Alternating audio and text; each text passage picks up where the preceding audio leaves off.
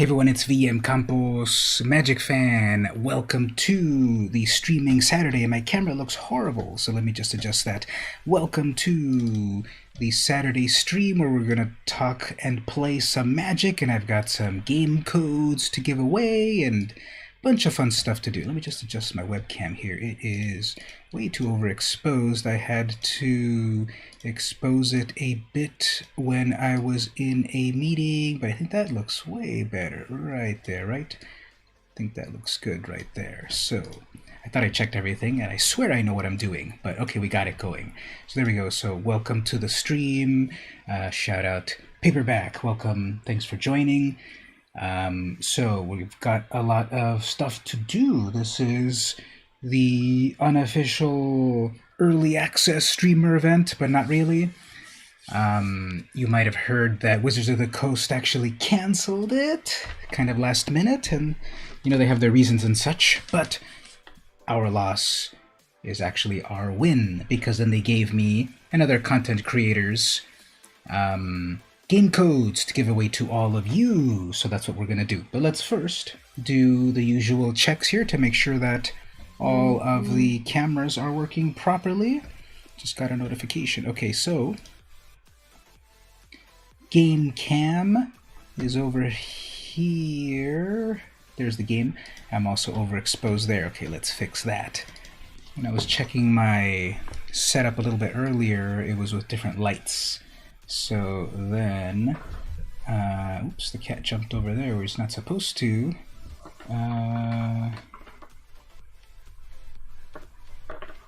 Just respond over here. Yeah, the cat's doing tricky things right behind the screen there. But anyway, let's fix up our video just a little bit here. Yeah, I think that looks better right there. So what is the cat doing back there? Maybe we can get a little bit of the card cam on him. What are you doing over here, kitty? What are you doing? Oh, I see, playing with one of my pens over here. My Sharpies. Do not do that. Kitty, go over there to your spot over there. Come on, go over there. Okay, we might have to move him away. Oh, he's looking at the cable of the webcam, and he is the great destroyer. But anyway, okay, so that is the game cam. Game cam looks pretty good right there. Hey there, Devil May Cry, how are you doing? I'm just making sure that all my cameras are looking good. So the game cam looks pretty good. Hopefully that schedule is not too obtrusive. Maybe I can turn it on and off as we do some gameplay. But there's that. Then switching over to the Amazing Cam. There's the Amazing Cam.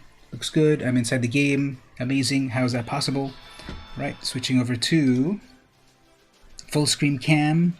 Full Screen Cam. That looks pretty good as well. Full screen over there. 10 points if you know what comic that is over there, but we'll get to that in a little bit.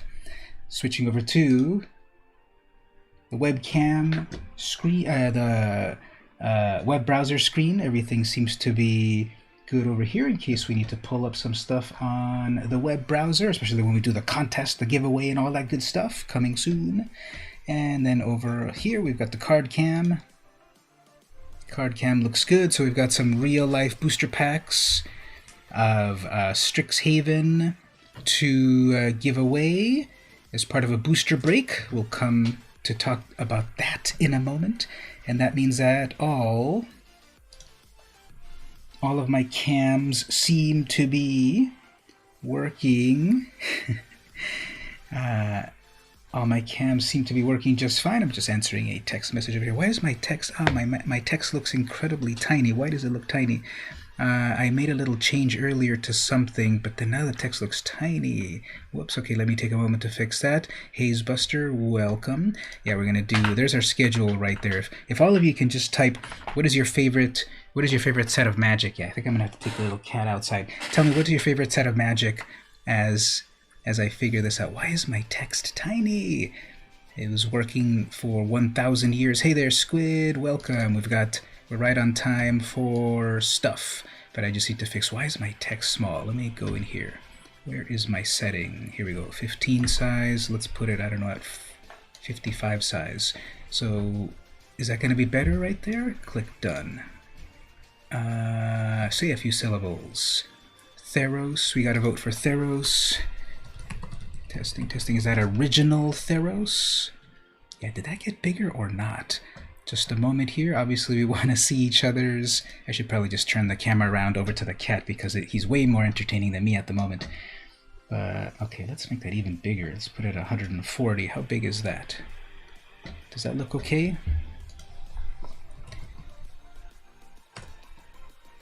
That still doesn't look that great. What did I do? How did I mess up my text?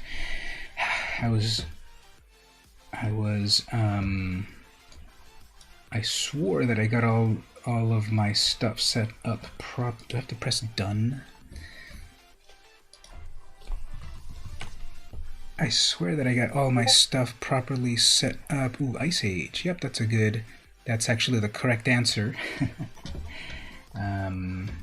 Yeah, I guess I'm gonna do it the low-tech way. Chat box, grow. That doesn't look amazing, but at least it's readable right there. I'm gonna have to check that later. I don't want to waste people's time. Corset 21 is another good one. The new Phyrexian stuff coming soon. Yeah, I guess we will do the size, perhaps something like that. Don't really love it. Don't really love it, but I think that'll be visible. Okay, so I think that's enough wrestling with the chat with the chat box. So maybe the cat did calm down. So let's switch over here briefly. There's a cat right there. Yeah, don't disturb him. Don't disturb him. He'll go crazy, and he'll search for more attention than me. All right, so here's how it's all gonna work. So we have game codes to give away, courtesy of Wizards of the Coast. Thank you, Wizards of the Coast, for giving me some game codes to give to the community, to all of you coming to hang out. I'm going to give away one in just a moment. I'm just going to drop it into the chat right there. Now, if you don't know, I am simulcasting on Twitch and YouTube both at the same time. You can be on either or. I kind of recommend to be on the YouTube instead of the Twitch, even though obviously Twitch is the big famous platform and it has all that stuff. I kind of feel I'm more set up myself on the YouTube. For example, I can do, it should show up here if I do my own emotes. Does that show up properly right there? And then also, so you do :VMC, and you get all of these very cool emotes, especially if you are subscribed. Okay, so yeah, why isn't my text disappearing? Man, this got all jacked up. There were some settings, visual settings, font settings. Always show messages. Okay, wait a minute. I think I know what this is. I think I know what I did here. Do that. Let's try that again. So, hello to you. You are special and cool. So let's see if that works. Because it's only supposed to... They're supposed to disappear in a moment. Oh, there we go. Okay. There we go. And then we'll go to this other setting over here. Here we go. I suddenly remembered how to stream, even though I've been doing it for years. So I think we've got it going now. There we go. Hey there, Stevie. Hey everyone. If I missed you visible there on the chat, apologies. I'm just trying to finish these settings. I was changing a few things. Looks good so far. Okay, let's do that. All right, so we're going to be here for a while, and as we can see the schedule right down there, we can see we've got various things going on. No, Kitty, please don't, please don't mess with that camera there. So our schedule is, first I'm going to do some gold digging. I've got a challenge today to do as more people come into the stream. Then we've got a code giveaway to do. And then we've also got Strixhaven draft. So I'm going to play the latest and the greatest set, Strixhaven. Then I've got a booster break. So the booster break is that I will be opening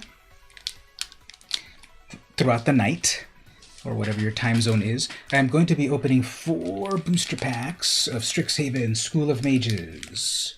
And I'm going to give away the contents of each of these as a booster break. If you haven't heard what a booster break is that a person purchases a slot in the booster, and everything in that slot you win. And the purchasing is either in bits over on Twitch or in super chats in YouTube. So at 100 bits on Twitch or 99 cents on YouTube, you can claim, and I'm going to document it all right here, and it'll be all, you'll see it all, so there's no shenanigans. At 100 bits or 99 cents super chat, you will claim the commons. All of the commons of this booster will be yours. I will send them to you. If you go to the next level up, the 300 bits or the 299 tier, you will claim all the uncommons. And if you go to the 499 tier super chats or the 500 bits on Twitch, you'll get all of the rares, which is, if it's a rare, if it's a mythic rare, you'll also get the mystical archive slot, the land, the special card. So for every booster, you have a chance to cheer with bits or to super chat at the 99 cent, the 299, the 499 to claim each one. And once those are claimed, then I'll open it and you'll see live what you got. You have to claim a slot before I open it. It's not like, okay, I opened it and it's the most valuable card of all. Now I'll pay the 500 bits. So you do have to claim it. I don't know what's in these. These are all brand new. I haven't seen these at all. I'm not pulling anything. It's not going to be full of Fallen Empires cards or anything. This is a real booster. There's 4 of them. We don't know what's going to be in there. There's already a $50 card in here. So even if you go to the 500 bits, your investment could be 1,000% coming back to you. I don't know math, but you could get the $50 card for only 500 bits or $4.99 on YouTube. So that's coming later, as we can see by the schedule there. But even if you don't claim any of the slots in here, there's still going to be plenty of chances to get the arena codes. Those are coming. As a matter of fact, let me drop one right now. I'm going to drop one right now into the chat. First come, first serve. Whoever grabs this and claims it will be the first one to claim it. So I'll put this on free one. So here we go. I'm going to put one in the YouTube chat and then one in the Twitch chat. Here we go. I'm about to drop one in first on the Twitch chat. Here it's coming. 3, 2, 1. Grab that. Whoever grabs that, you have to use it right away. You can't hold on to it. And then I'm going to put one right now into the YouTube. Here's another booster pack, courtesy of Wizards of the Coast. Booster code. Putting that into the YouTube chat. There it is right there. Grab that. So the other ones that I'm going to put throughout the night are going to be through various sort of like trivia challenges. Multiple people will be able to win. Multiple ones of them. Wizards of the Coast gave me a variety of them. Thank you, Wizards of the Coast. But that's coming throughout the night, as we can see there by the schedule. So if you did get one of those, tell me what you got. Go ahead and claim it and see what you got, and tell me what you got in it.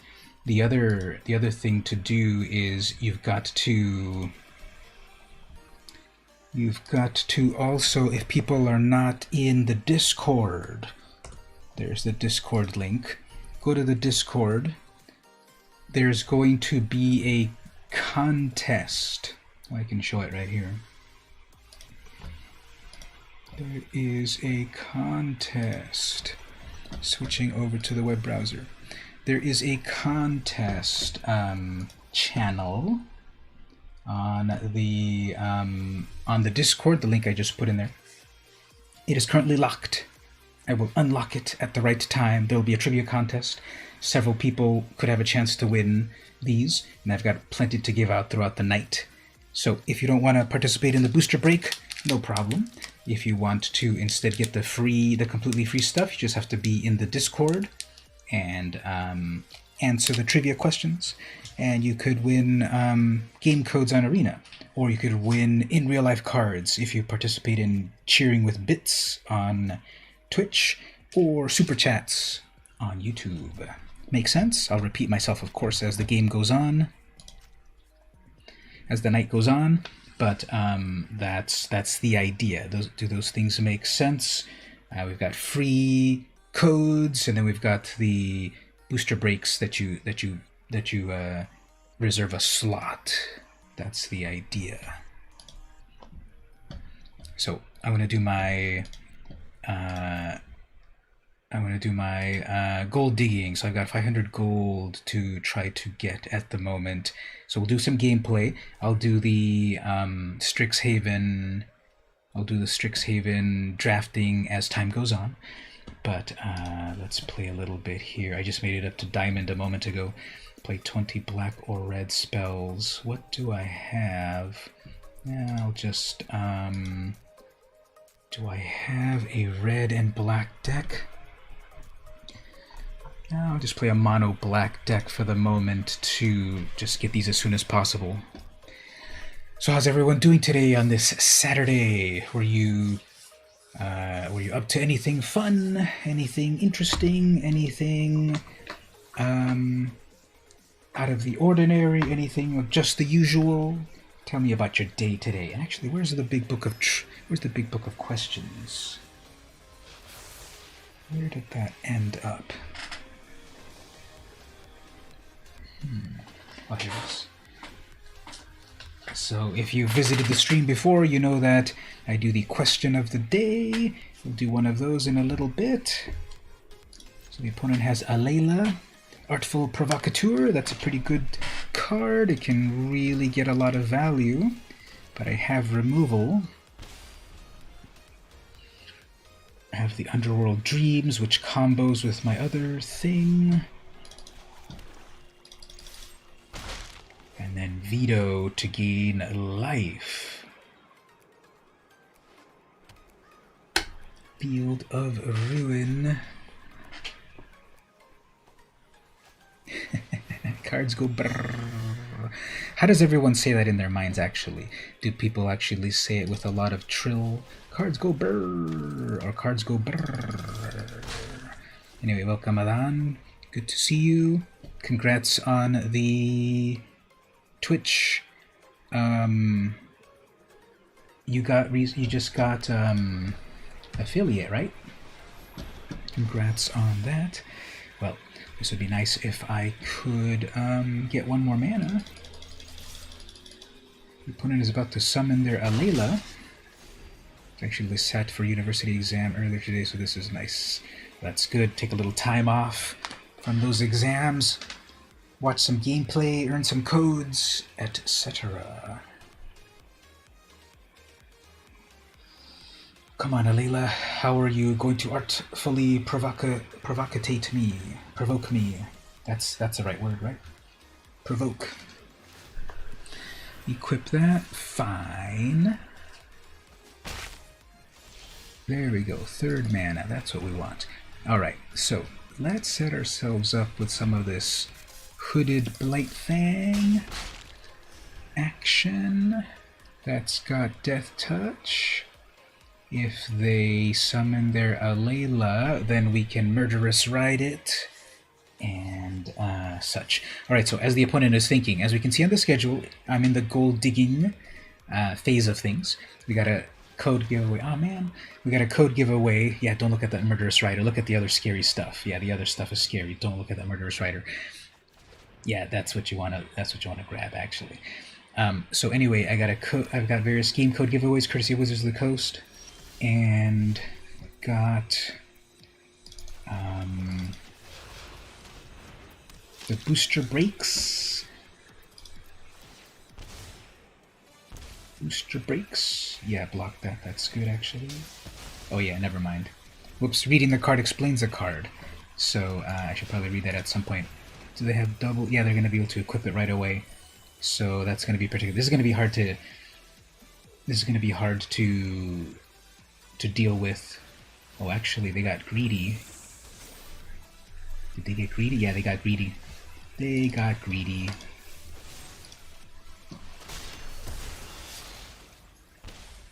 They should have used that 2 mana to switch over the the shield,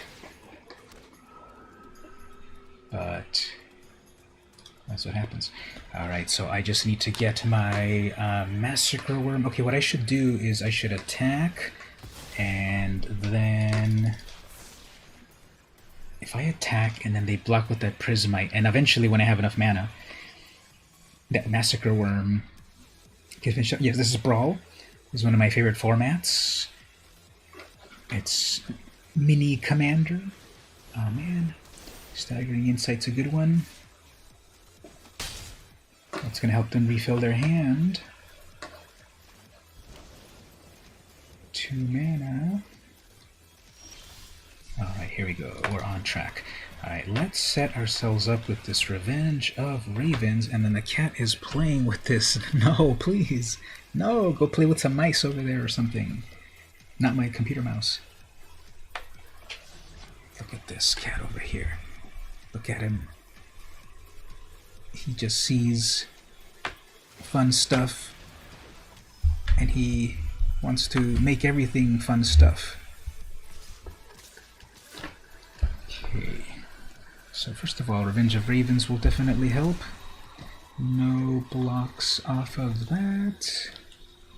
Right. Yeah.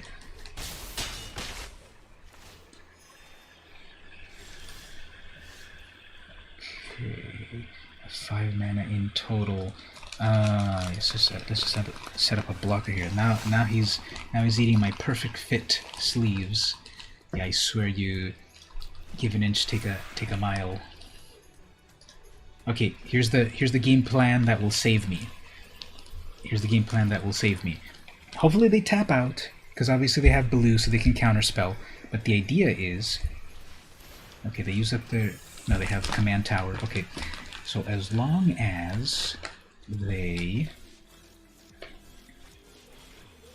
Sanctum, okay. If I can get my 6th mana next turn, that will be amazing, because then I'll be able to do a mini board wipe. Immortality, not good. That's got Death Touch. Okay, we got double Sanctums. No kitty. And they're only attacking in the air. Okay, fine. They're attacking pretty conservatively. Good strategy. No, those perfect fits. Those perfect fits do not fit in your mouth. And I didn't get my... Oh, here's a blocker at least. Do I have a way to gain life? Yes, right here.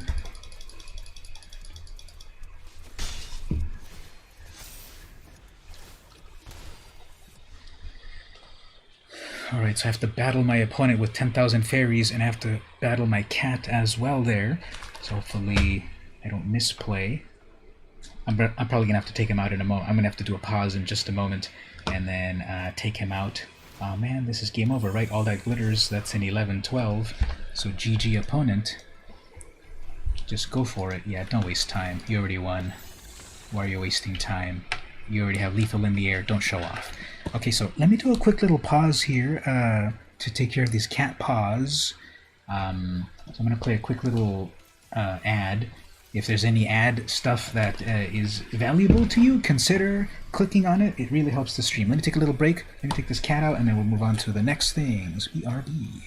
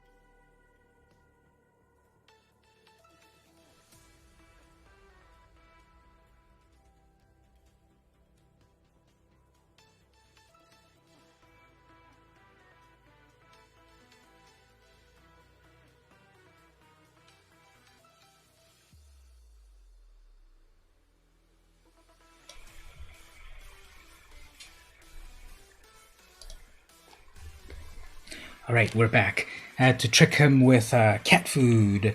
He was asleep all day long as I was prepping the stream, and then of course when the stream starts is when he acts up. You know how kids are. When company's over, they act up. So let's get back to this. All right, so as we prepare, let's do this right here.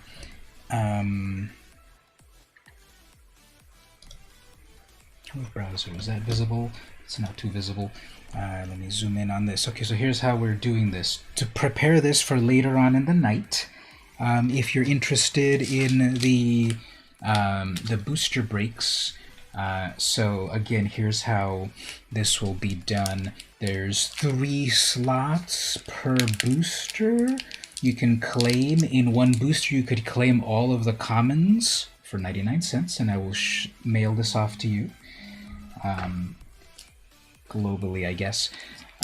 So you can claim all of the commons per booster. All you have to do is either on YouTube, click on the little dollar symbol and select Super Chat, 99 cents, and say something fun there on the 99 cents. And I'll mark it all right here. As you can see, I've got a little thing here to claim each one. And I'll put your name on that. It's first come, first serve, and I've got 4 in total. So for 99 cents, you can claim each of the commons. The commons in one booster, that is. If you're on Twitch, you can cheer with 100 bits, and then you can claim it. At the next level up, the uncommons, that's the $2.99. That's the next level right there. Those are the uncommons. For the uncommons, you can claim it for $2.99, so you get all of the uncommons in the pack, and then the rares for the $4.99. So that's going to be the Mystical Archive card. It's going to be the rare / mythic, whatever happens to appear. It's going to be any of the special foil cards that appear, the land or whatever's in this. So there we go. There's the 3 levels right there. We're going to open these as the night goes on. So start the claiming on that. Either Super Chat or bits, and then I'll put you in there so that everyone sees that this is how it was done here. As for the booster codes on Arena, I put the link there of the Discord. You have to join the Discord, and this one's the one that's totally for free. You just have to join the Discord, and we have a section of contest, and as we see, there was a contest that happened previously. People won a bunch of cool stuff. So the contests channel is currently locked, but then I will unlock it with a challenge or a trivia question, and then with like a sort of a time limit, and then if you answer it properly, etc., you're selected, you get the game codes. Easy. So that's how we're doing the contests. Back to the gameplay. Yeah, I wish Commander was on Arena as well. If they did Brawl but 4-player, I could live with that. What do you think if it was Commander 1v1? This is Commander Junior as what we've currently got. 60 cards. Commander can be Legendary or Planeswalker. And so it's sort of, do we want Commander 1v1 or do we want Brawl 4-player? Or obviously the best answer that we want is, well, we want full Commander, full 4-player. But if possibly we can only have one of those, you can make your pick. Okay, so Maha Breitagard Protector, I go first. Got a Heartless Act ready. I've got Veto ready. Maybe I'll get something in between.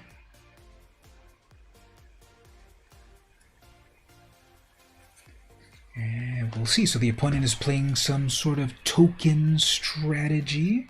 Trostani is no longer in the format. That'd be another great commander to have in these Selesnya colors. And with a token strategy. Well, as the opponent considers their options, let's see the question of the day. April 17th. What is the question of the day today? Oh, here we go. What a cliffhanger.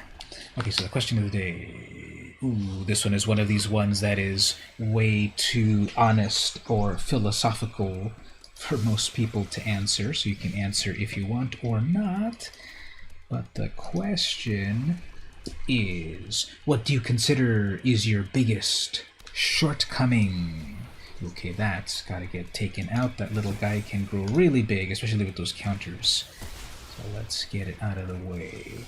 So what do you consider is your biggest shortcoming? Now, we want the Marauding Blight Priest and Vito both on the field. But let's see, and I've got one half of my combo here, Peer into the Abyss. I just need, oh man, I hate that card.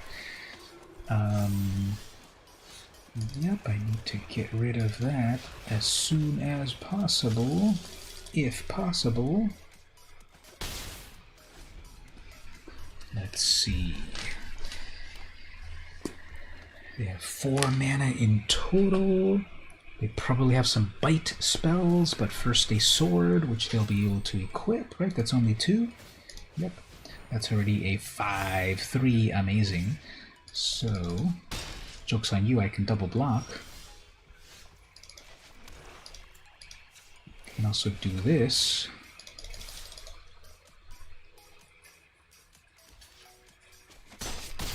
God, I forgot that got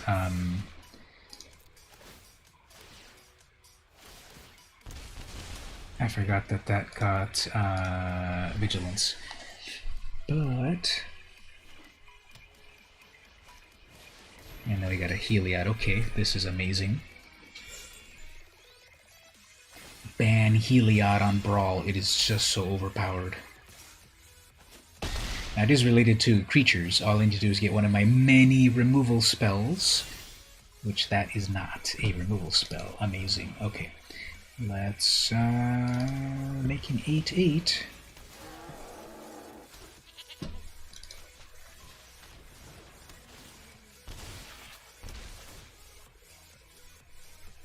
Sacrifice that, draw a card, gain a life, good. Okay. Well, I can block with my familiar at least.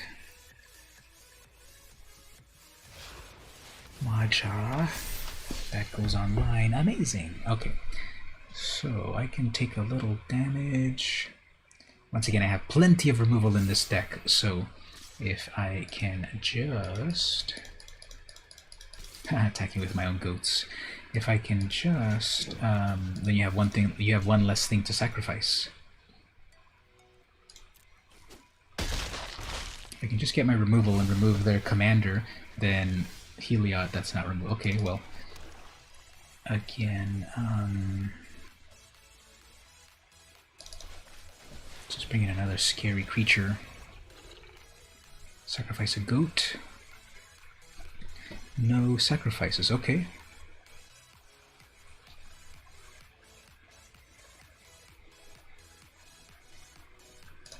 Okay. As long as they don't have Plummet to take out my demon, we'll be okay. They are looking at it. Plummet! AKA Broken Wings. So I have enough mana for my Peer into the Abyss, but I don't have the other half of the combo.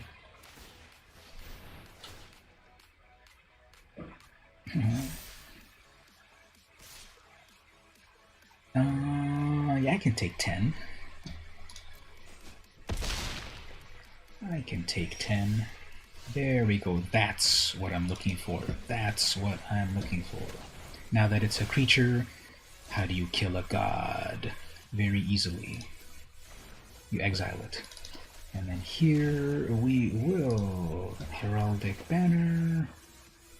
Get the sacrifice my goat, thank you. Give me that. Alright, so if they attach that sword, I can still take damage. So what do we think? It's very close. What do we think? Who will reign triumphant? Maja, Breta Guard Protector, or Veto, Thorn of the Dusk Rose. Okay, so they used up all their mana on that. That's fine. I still have a 9/8.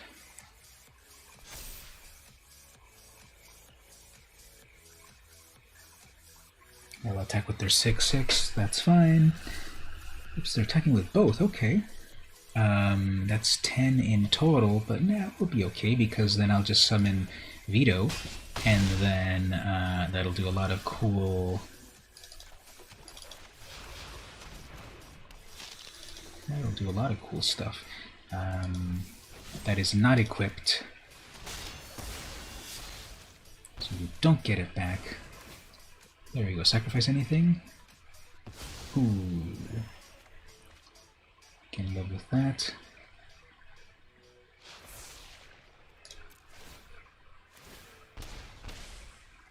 Nice. Okay. 7-11. 7 versus 11.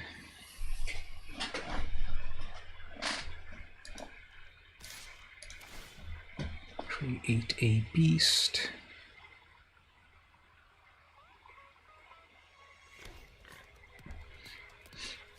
Just recast my Brawlmander. Did I take 4 off of that?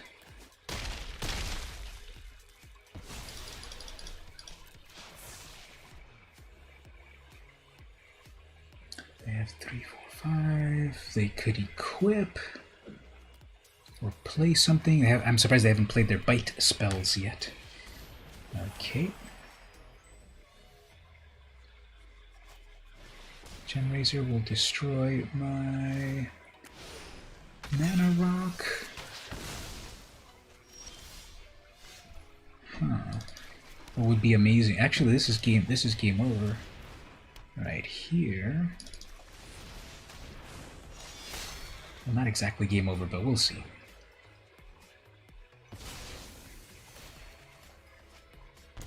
Gain life off of that. Okay.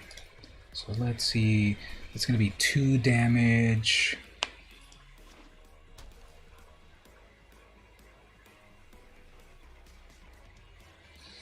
Okay, math. They have enough to resummon their commander, right? 3, 4, 5, 6. Yes. No, they need 7 to resummon their commander, but they can attach they can equip their sword.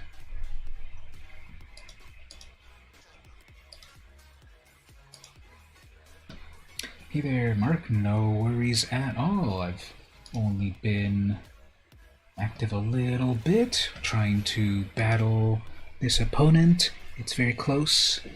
I'm gonna double attack here with Revenge of Ravens on play, plus a Marauding Blight Priest. Okay, they have 9 life in total. Is there a way that if I... So they both have trample. They both have trample. So that's 9, 10, 11, 12, 13. That's 13. That's 13.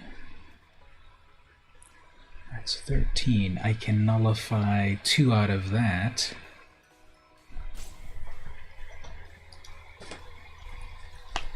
I have 13, and if I take 2 out of that, that's still 11 damage. I'm gonna have to double block. Well, let's double block and see what happens. Getting a notification over here. Ooh, back to 2 life.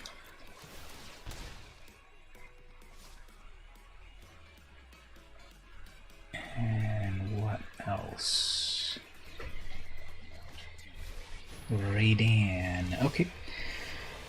Well, it was close.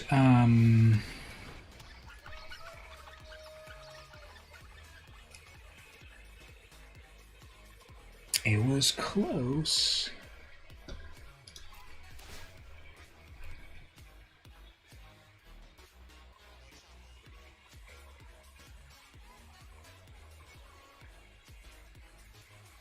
They let it go through. Okay. So they have to block something. Guess they'll make a beast. And I gain 3 life. Okay.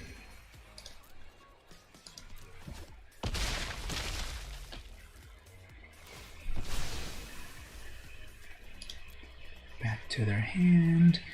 And I guess we're done here. If that's 2 in the air anyway that I can't deal with, but if I keep my spinning wheel active, I will be able to tap down their gem raiser. Okay, let's see how this goes. We're crawling. I need a blood on the snow to wipe the board. No, that's completely game over now.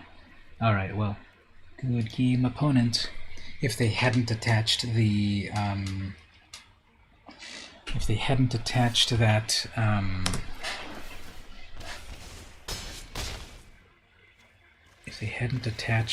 sword to the flyer, I could have tapped their gem raiser and then taken a little bit of damage out of that flyer and we'd be okay. So that was this close. But we got today's gold and XP. So, okay. I think that was today's gold and XP.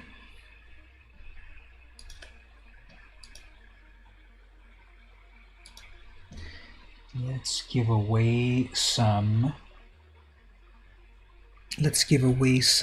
game codes. So everyone that's hanging out at the moment, if you want to get this game code, hey there T-Bone, you're right on time. I'm about to give away some game codes for Arena. Here's how we give away, for everyone that missed this, here's how you can get the game code for Arena. Let me finish setting this up. So here's how you can do it. You have to be a member of the Discord. Number 1, let me put the Discord link back on the chat. Let me actually copy it right here.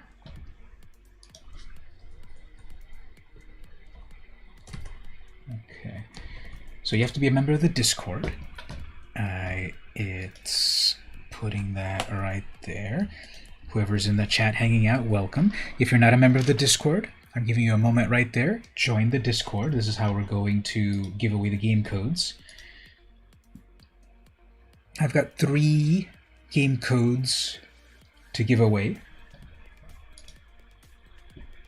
I'm giving many throughout the night, of course, but we're going to start the first of the 3 here. Let me finish setting this up right here. So welcome T-Bone, I see you joined. Perfect. All right, so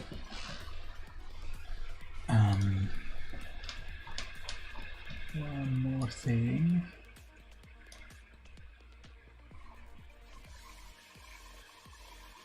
Okay. Just a moment. So here's how we're going to do the game code giveaway. On the Discord, there is a contests channel which is currently locked. I'm going to put in a trivia question. I'm going to put a challenge. It's not really trivia. I'm going to put a challenge question. I'm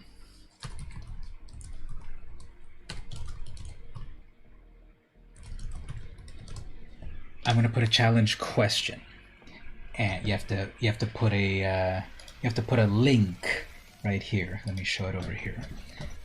Web browser.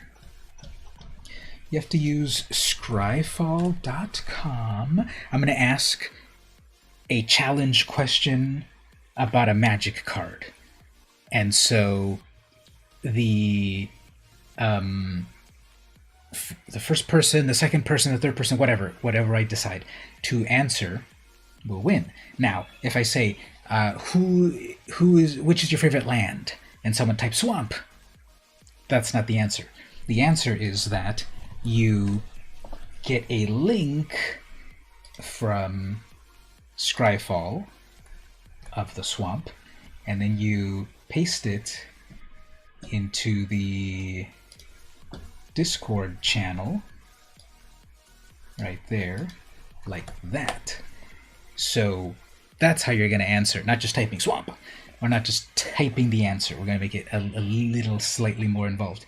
You have to grab the link out of the card off of Scryfall. So Scryfall, if you don't know about it, it's this amazing search engine for Magic cards.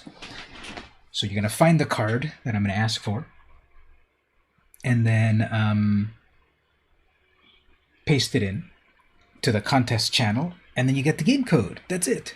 So it's a little scavenger hunt sort of challenge. And for this first one, the first 3 people to answer the you don't have magic, that's okay. You can hang around for other things besides the magic.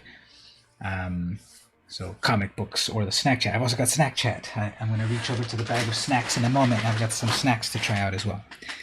So the first 3 people to answer with a magic card can win. So let me just go back over here for a moment. Let me put the question in there. Just a moment. I had it up here.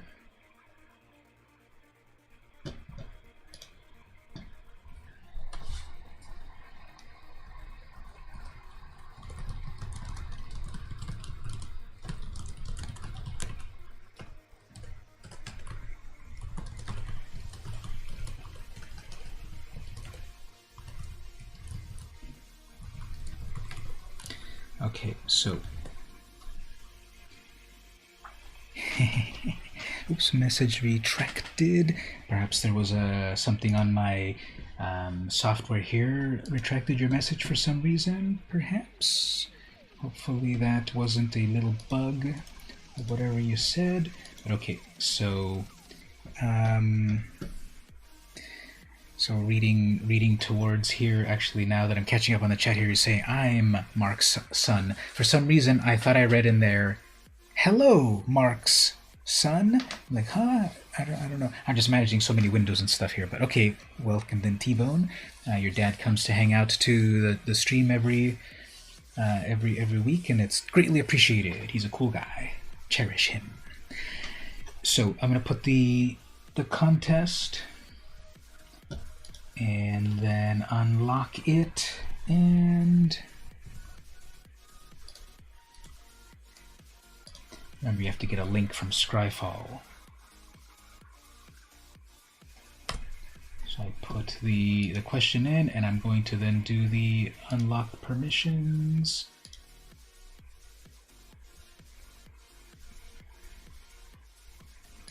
Right there, save. Okay. It is currently active. We'll do some gameplay as people answer on that if they wish to answer, but the contest is currently live. The current question is, which is your favorite dog in Magic? The first 3 replies. We already have 1 reply. Squid of Time claimed the first one. Very good. I'll do a little gameplay as more of those roll in. We will do the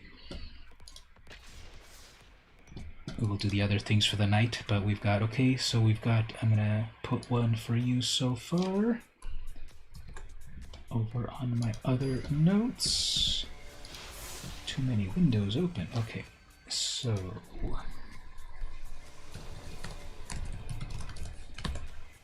I'll just put you as that note right there.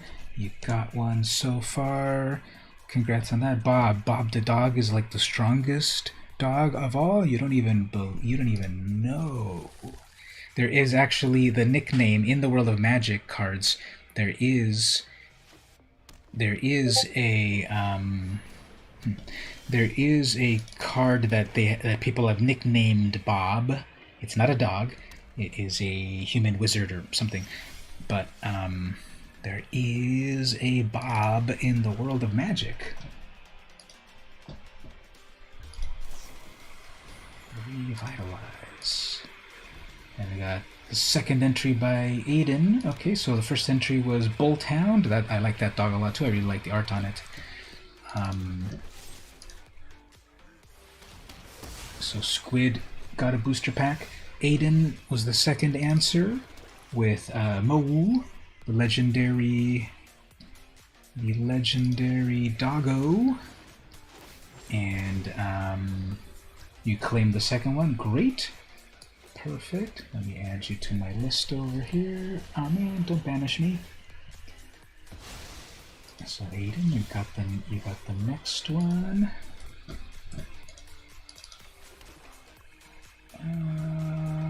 What else are we gonna do here? We'll do this.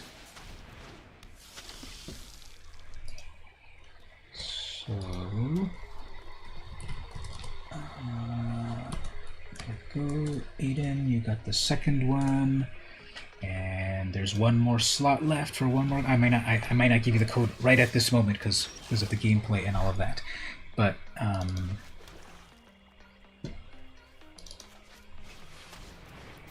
we have 2 winners so far. We have 2 winners so far of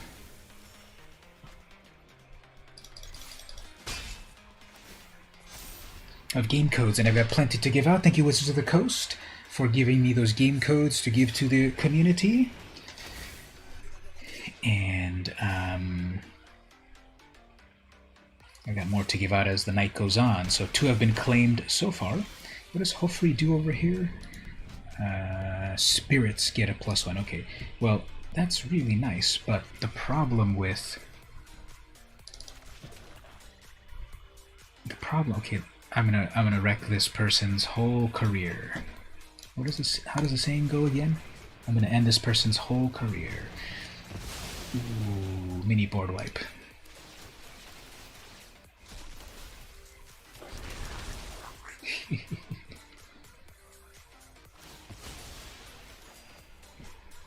Alright, that's what we want. So that is a copy of a copy or something. Hallowed Priest, that's a good one.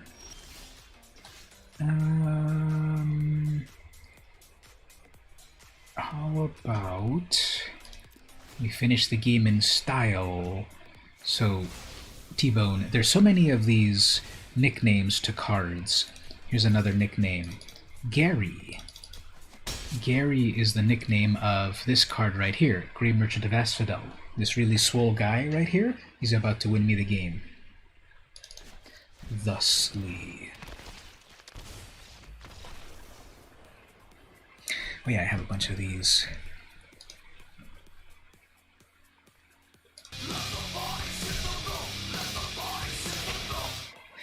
So Grey Merchant of Asphodel wins yet another game of Magic. How does he do it? He comes out of the he emerges from out of the darknesses of the swamp, defeats the opponent, no problem at all. All right, so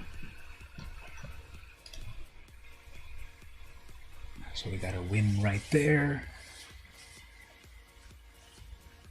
Anyone else want to answer the trivia to earn the arena code? Got third slot open before we go on to the next. One.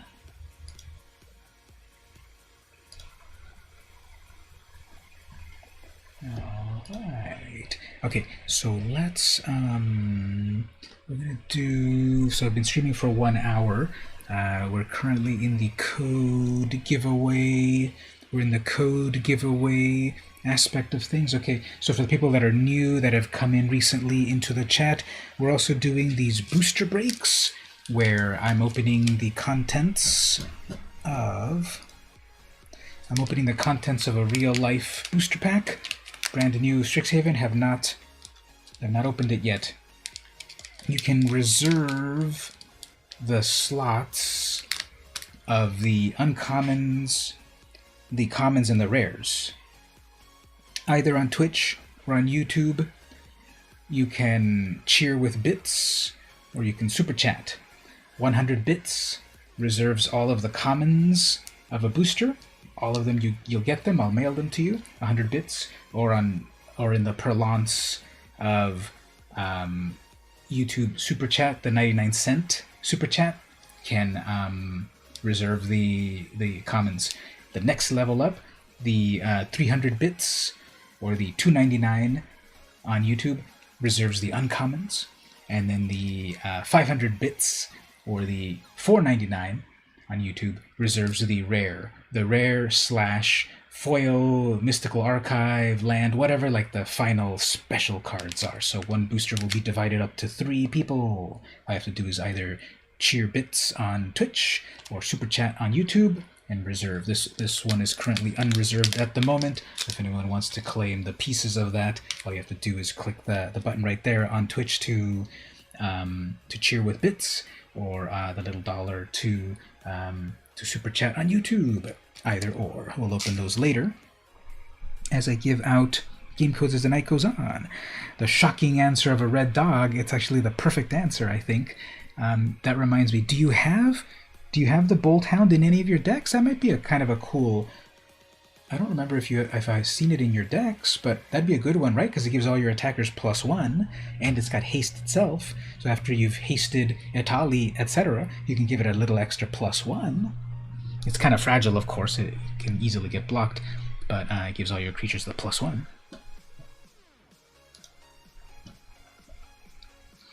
All right, I'm gonna go over to the store. I do have a booster pack of. We can get a booster pack of this vintage set, the Zendikar. Let's grab that. And I'll open some of these boosters at the moment. So Zendikar, my system here, it doesn't show up on your screen, but my system here tells me I have 84.2% completed collection of Zendikar Rising. Let's see. That went to 84.4, so I got a 0.2% increase. Got Thundering Rebuke, Balagid Recovery, Malakir Blood Priest, Rabbit Bite. I think the art on that is really nice. And then the rare, Maddening Cacophony. In the story, in the Zendikar story, well, it also says here, Jace tracked Nahiri to the Singing City, but the magic of the ancient ruins threatened to overwhelm his mind. So there was this singing city that they kept hearing music. Someone's playing like, some rock and roll really hard or whatever in your mind, and it was causing everyone to go insane. So Jace had to do some mind magic to like shield everyone from the music, and there was a point where, oh no, will his magical shield break and everyone's minds will go insane? Spoiler alert, no, everyone turned out fine. But for some reason, I'm thinking, it says Jace traced Nahiri to the Singing City. Did it say traced or tracked? Because you don't usually use that terminology, right? You can say traced, sure, but I was thinking tracked. No, it says traced in the original art. I don't know why I thought I thought the original art said tracked. All right, let's open Strixhaven. I've only got 7.9% of Strixhaven open. The set just came out. So let's open that one. Ooh, got a wild card. Soothsayer Adept. Draw then discard. Look at that little bear. Professor of Zoomancy. He's a bear druid. Hilarious. That is hilarious. No, she's right here. She's a brilliant, if a bit overbearing. Who wrote that flavor text? That is horrible flavor text. Professor of Zoomancy. 4 mana. She's a bear druid. 4/3. We need to get that on in Quinton's decks, right? His Ayula deck.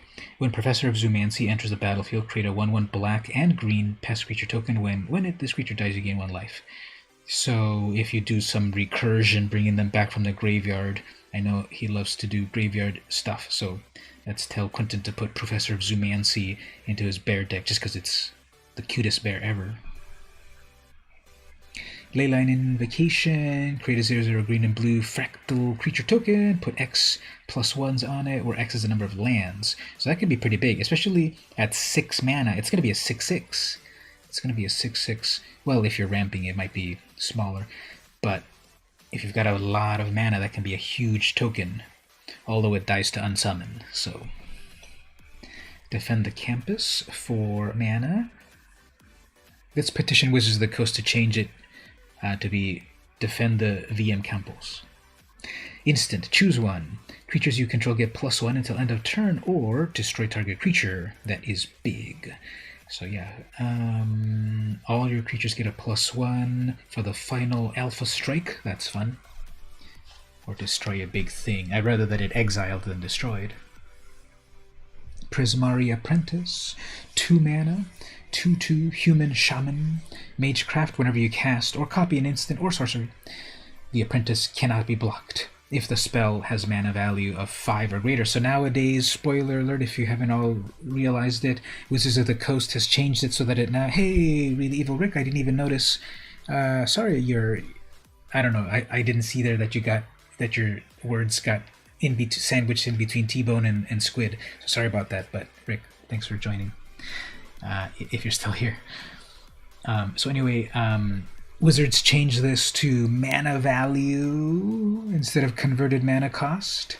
So we used to say CMC, and then maybe now we'll say MV.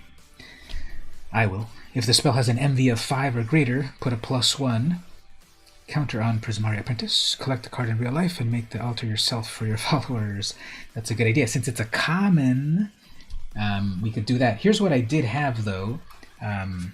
I do have this for the followers, actually, full screen here. I do have the Wizards of the... I got a bunch of them. I do have these for the followers right here, actually, which is the card that Wizards of the Coast made all about me. Enthralling Victor. They even 3D generated my body and everything. And so I will send that out to the fans. It's all signed and everything. They got confused and they made it a red card instead of a black card. But yep, that's me right there. Look at that. That's all of you there in the chat being all enthralled.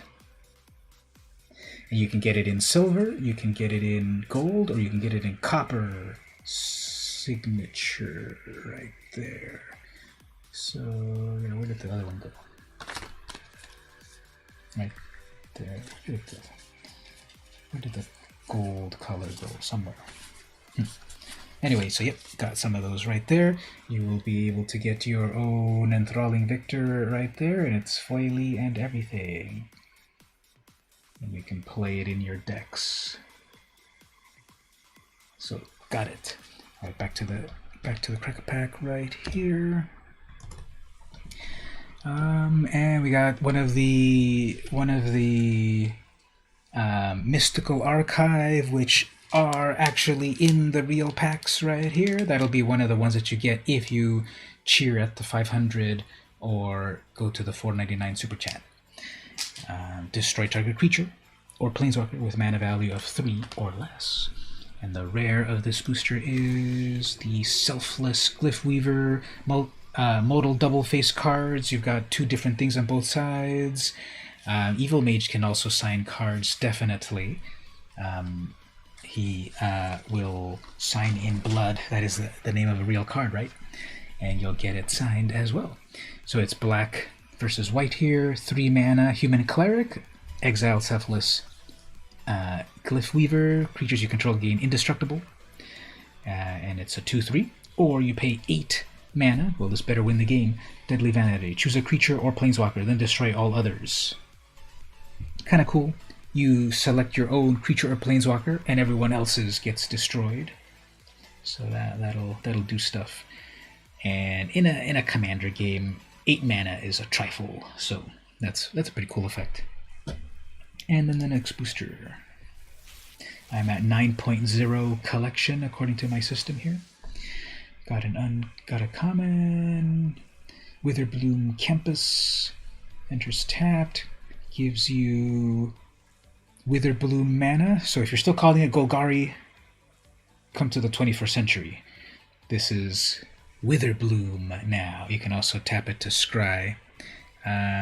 Well, thanks for coming to the stream. Hopefully you have a great rest of the day and stay safe. I'll be here the rest of the night if you ever want to come back. Elemental Masterpiece. Create 2 4/4s. Or pay double Prismari mana. Discard Elemental Masterpiece. Create a treasure. So either make a treasure or make 2 4/4s. Curate 2 mana instant. Look at the top 2 cards of your library. Put any of them into your graveyard, and the rest back on top of your library, and then draw a card. So it's a super opt, I guess. Dueling Coach, 4 mana, 2/2, Human Monk. When it enters, put a +1 counter on any creature. Pay 5, tap it, put a +1 counter on each creature that already has a +1 on it. That's cool. It's got the counters synergy. Shadewing Laureate. This is this whole cycle of like interesting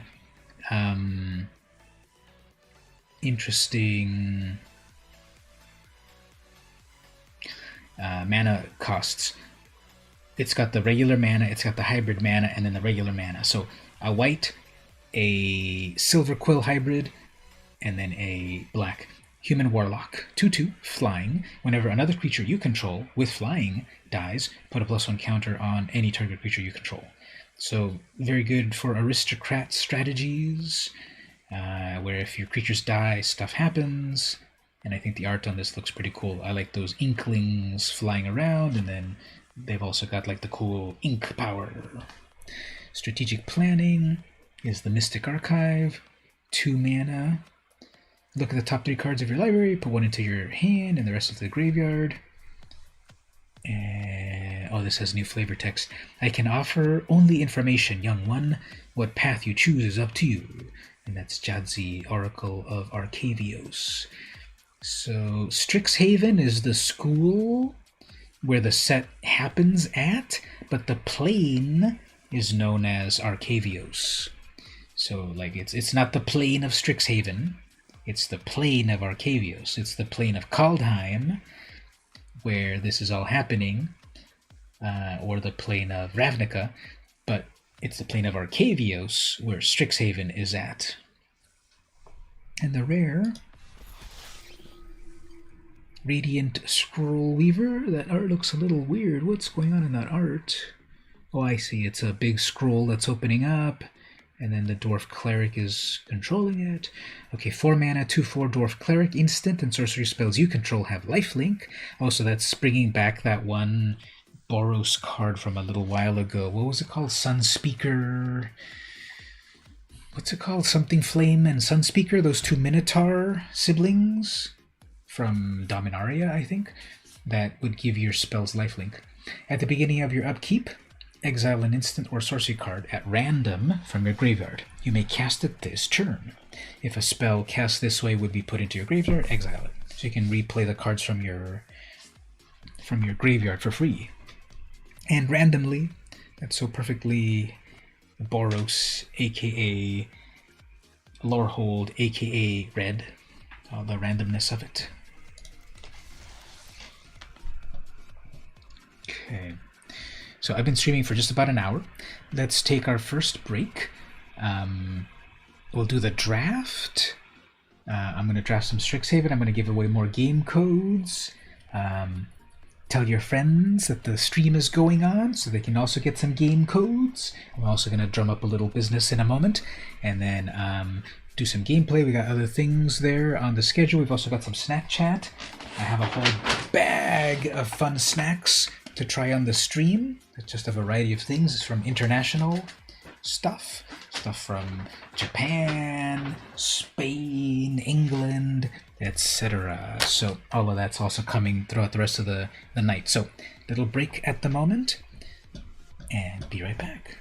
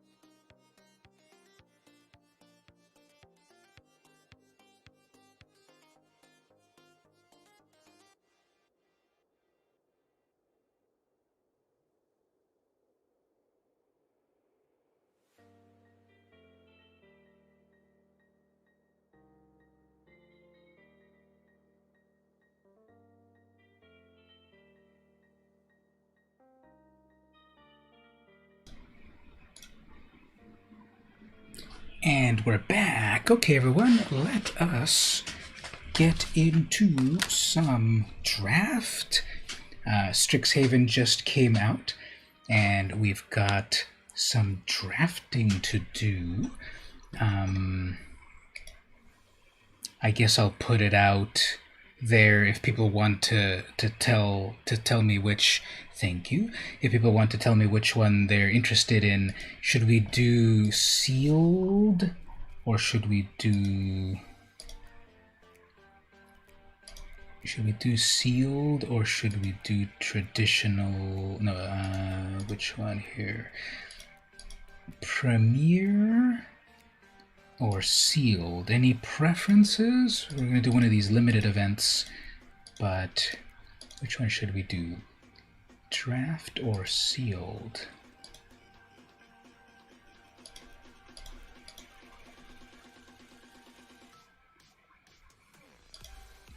Okay, we've got to vote for sealed.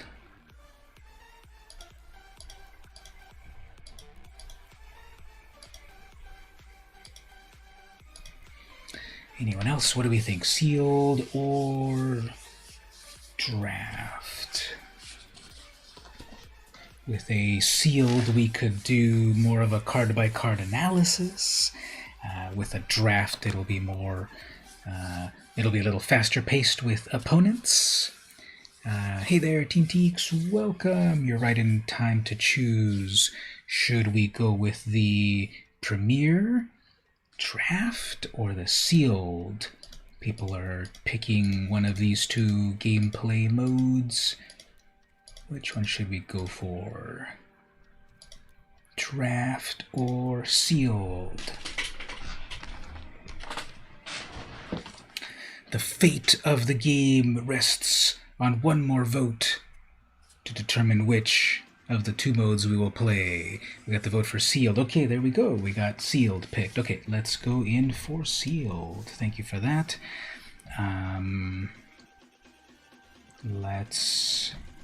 Let's get some sealed going on. Okay.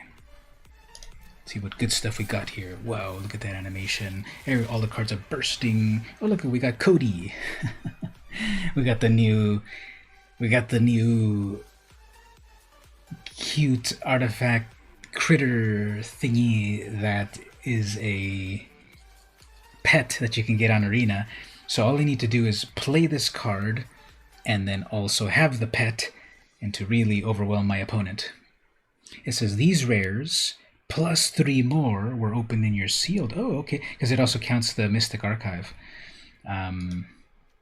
So, okay, Cody, it's a 1/4 legendary artifact creature construct. You cannot cast permanent spells, so your deck's got to be full of instants and sorceries. That is a big drawback. But if you pay 4 and a tap, you get 5 mana. When you cast your next spell this turn, exile cards from the top of your library until you exile an instant or sorcery with lesser mana value. Until end of turn, you may cast that card without paying its mana cost. Put each other one. Yeah, this card is so over the top. I don't think it's really going to be that viable to play. But okay, I got one. Auric, Lore Mage. This is pretty epic art here. I can't quite see their face though. Are they turning away from the camera? What are they doing? I can't quite see their face. 4 mana, 3/3, Human Warlock. Tap it, search your library for any card, put it into your graveyard, then shuffle. If it's an instant, put a +1 on Auric. That's kind of cool. It's a demonic tutor, but directly to the graveyard. What's that one called? Buried Alive? What's that one vintage card that lets you get a card and put it directly to the graveyard? If you put it in the graveyard, then you have to somehow be able to bring it back. So that's interesting. And besides that, it can also get big. If it's an instant or sorcery, that gets a +1, so it can get bigger and bigger. The art on that is really cool. Next up, we've got Uvilda, Dean of Perfection, and on the other side, Nazari, Dean of Expression. We have a Jinn Ifrit. We have a Jinn Wizard and an Ifrit Shaman. Really cool art on that as well. Look at those ruffles and the blues and the reds. Tap it. You may exile an instant or sorcery from your hand, put 3 hone counters on it. It gains At the beginning of your upkeep, if this card is exiled, remove a hone counter, and when the last hone counter is removed from this card, if it's exiled, you may cast it. It costs 4 less to cast this way. Okay, that's interesting. So it's vaguely like suspend. It puts the card away in a special area, and then later on you get to cast it. This is only a 2/2 creature, so it might not stick around. Because if the creature gets killed, you can't play the... At the beginning of your upkeep, if this card is exiled, remove it when the last hone counter is removed. So it's 3 hone counters. If it's exiled, you may... No, I guess you can still do it even if the creature's not on the battlefield, so you can tuck away, you can put on layaway these cards, I guess. Or the other card, or the other side, is a 4/4. At the beginning of your upkeep, exile the top card of each opponent's library until end of turn. You may cast spells from among them. Cast spells, so that means you cannot play their lands, but you can cast spells from those exiled. And you may spend mana or mana of any color whenever you cast a spell from exile. I kind of like that a lot better. You have a 5, for 5 mana you've got a 4/4. Every upkeep you're then exiling the top of their card and then you get to steal it. I like that a lot better. I like Nasari a lot better than Uvilda. Whenever you cast a spell from exile, put a +1. Oh, and it also gets bigger. So let's get even bigger. So you steal your opponent's stuff, you play it yourself, and this card gets bigger. I think I like that one so far. Basic Conjuration, that is. 3 mana. Sorcery lesson, look at the top 6 cards of your library. You may reveal a creature card from among them, put it into your hand, put the rest on the bottom. You gain 3 life. So this is for a creature-based strategy, and if memory serves, I believe this was one of the cards that I put on my top 5 list. I think I'm remembering I put it in one of my top 5 list videos. You also gain life. And we have 2 mystical... Ooh, look at that. Lightning Bolt. So Lightning Bolt is... Okay, this is so weird. I don't know why they... So this is not legal in Historic or traditional Historic. This is weird because I would assume that means that it is legal in Standard. The Mystical Archives cards have a weird legality to them. They're not standard legal, but you can play them in a sealed or draft environment. But this particular one is not legal in Historic because it's too powerful. 1 red mana, deal 3 damage. So, okay, I have a Lightning Bolt on Arena. Then we've got the Tainted Pact, 2 mana. Exile the top card of your library. You may put the card into your hand, unless it has the same name as another card that you've already exiled this way. Repeat this process until you put a card into your hand, or you exile 2 cards with the same name, whichever comes first. This new Mystical Archive art is very over the top, which I love, but it does look very different than one might expect. But I kind of really love that it's just so over the top. There's a wizard there, there's some lightning bolts going down, plus a whole bunch of other stuff. And then Tainted Pact. I don't remember what the original Tainted Pact looks like, but this is another one of these abstract cards. Is Tainted Pact good? Exile the I never played with it. Is the exile the top card of your library. You may put that card into your hand if it has the same name as another card. Repeat this until you put a card into your hand, or you exile 2 cards with the same name, whichever comes first. I don't know why I don't fully get it. Anyway, I've got 3 more rares, plus a gem reward. Cool. So let's look at it this way. Show me all my rares and mythics. The other ones that I got, the Poet's Quill, 2 mana. When it enters the battlefield, learn. So learn lets you do 3 things. You may reveal a lesson card from your sideboard and put it into your hand. So with Learn, you can get stuff out of the sideboard into the main deck in the middle of a game, or you can discard a so it's vaguely cycle or rummage, loot, whatever, or you can discard a current card to draw another card. Or the third option is you may do nothing. You may learn, but then learn nothing. And it gives a creature +1 and lifelink, equips for 2. And the other, I've got the Prismari command. So when I did my video a month ago about the top 5 commands, I don't remember which order I placed this one in. Choose 2. This deals 2 damage to any target, or target player draws 2 cards, then discards 2 cards, or target player creates a treasure token, or destroy an artifact. So it's got a lot of modes. It can destroy the opponent's artifact, like their Poet's Quill or whatever. It can deal 2 damage to finish off their creature or the opponent. It can have you draw 2 and discard 2, or make a token. So all of these are fun. Out of the rares, like I said, I like the backside here. Nazari, that's red. We have Lightning Bolt, so that's red. Frostboil Snarl. As this enters, you may reveal an island or mountain.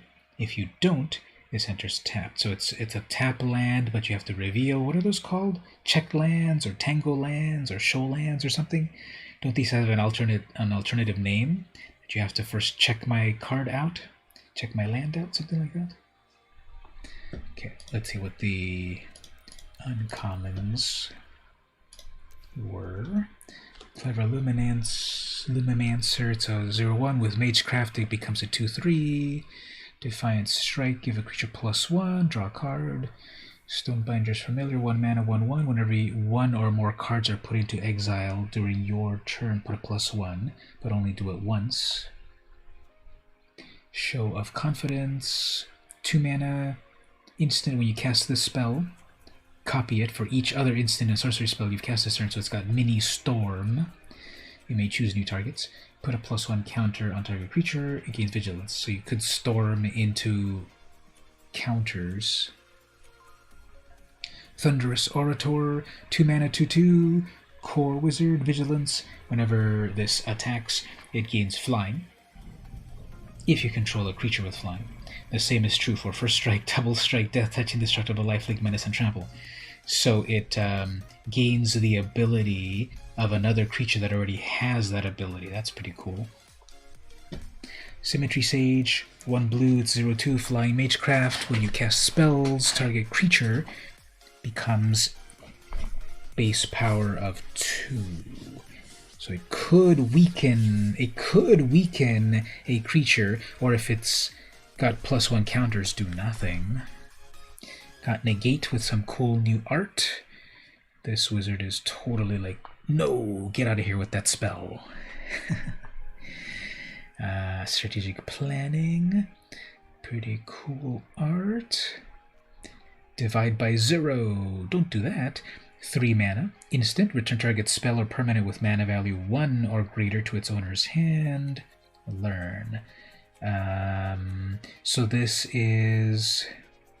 I'm still looking at all my polls at the moment, Mark, to see what kind of deck I'm putting together. I'm looking at the uncommons at the moment. We have a brand new magic card called Divide by 0. I hope it doesn't break Arena. Return target spell or permanent with mana value of 1 or greater. So it's a counter spell. It's memory lapse vaguely. They're trying to cast something. You divide by 0, send it back to their hand. Return spell or permanent. I guess that doesn't count lands. Lands are a special ability that doesn't use the stack, but anything else, you would be able to send it back to their hand instantly, and then you learn. Got the Eliminate, destroy the creature. Mage Hunter, 4 mana. Whenever an opponent casts or copies an instant, they lose a life. Academic Dispute, 1 red. Target creature blocks this turn. If able, you may have it gain Reach, and you learn. Hall Monitor. This is a lizard, like a monitor lizard. Hall Monitor. It's got haste. It's a 1/1 with haste, so you could attack it with a 1/1 or pay 2 and a tap, and then a creature cannot block. Start from scratch. 3 mana. It's a lesson. Choose one. Start from scratch deals 1 damage to any target or destroy an artifact. So it's got Shatter plus what's a 1 mana red spell that deals 1 damage? So both on 1. Mascot Interception, 4 mana. The spell costs 3, less the cast if it's targeting a creature token. Gain control of it. Untap it against +2 and haste. So it's that one treacherous whatever. Bookworm, 8 mana, 7/7. It's got trample. When it enters, you gain 3 life and draw a card. Pay 3. Put Bookworm from your graveyard into your library, 3rd from the top. So you can keep it coming back. Rutha, Mercurial Artist, 3 mana. Legendary creature Orc Shaman. It's a 1/4. Pay 2, tap it, return Rutha. Copy target instant. You may choose new targets.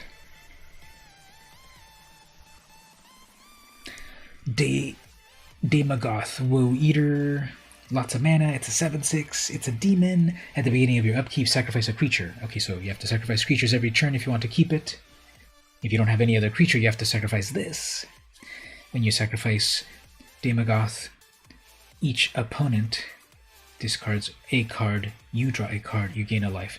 So if you can keep this around for a little bit, and ultimately when you have to sacrifice itself, stuff happens.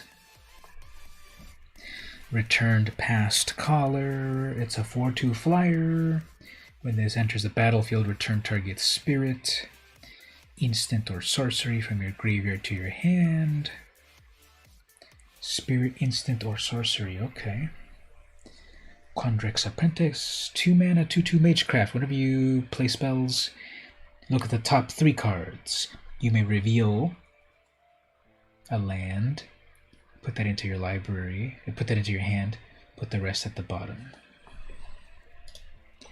And now we've got the Golden Ratio. 3 mana. Draw a card for each different power among creatures you control. So if you've got a 1/1 and a 2/2 and a 3/3 and a 4/4, draw a card for each different power. So that's 4 different. You could draw 4. It might draw you 2. You have a 1/1 and a 2/2. That might for each different. Okay, well, 1 is different than 2 and 2 is different than 1, so it draws you 2, right? It's not that there's 1 difference between the 2 and you draw 1. If I've got a 1/1 and a 2/2, let's take a quick look over here. Golden Ratio. Let's look up, are there any official rulings for this at the moment? Golden Ratio. No official rulings at the moment. So what do we all think how this works? Draw a card for each different power among creatures you control, for each different power. So I think if I've got a 1/1 and a 2/2, I'm going to draw 2 cards. That's 2 things that are different. Or is that going to draw me 1 card? Because there's 1 difference between a 1/1 and a 2/2. What do you think in the chat? Are there any magic judges in the chat? I know we've got magic judges on the Discord, but what do we think here as the community? How does this work? That for every different card, we would draw a card, or for each difference, we would draw a card. As we contemplate that, we'll get back to the gameplay. Tough one to figure out on the word meaning, I think. Yeah, I don't fully.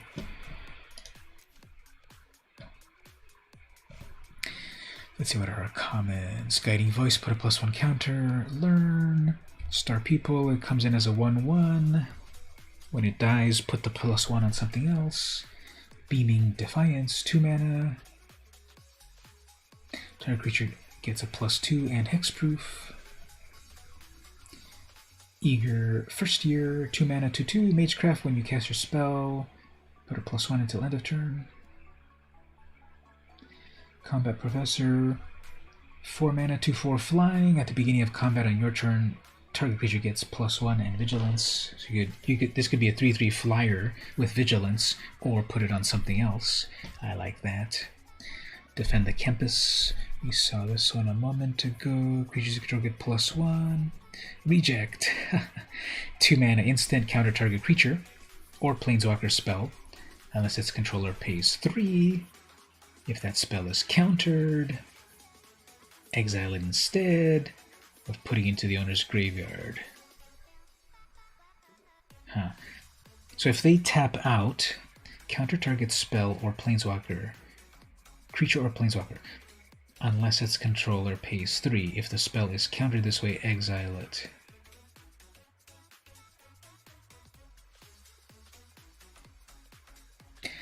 Picking it's like you said, it's 1 times, for example, if you have a 1/1 and a 2/2, you would get 2 cards. That's how you would rule it.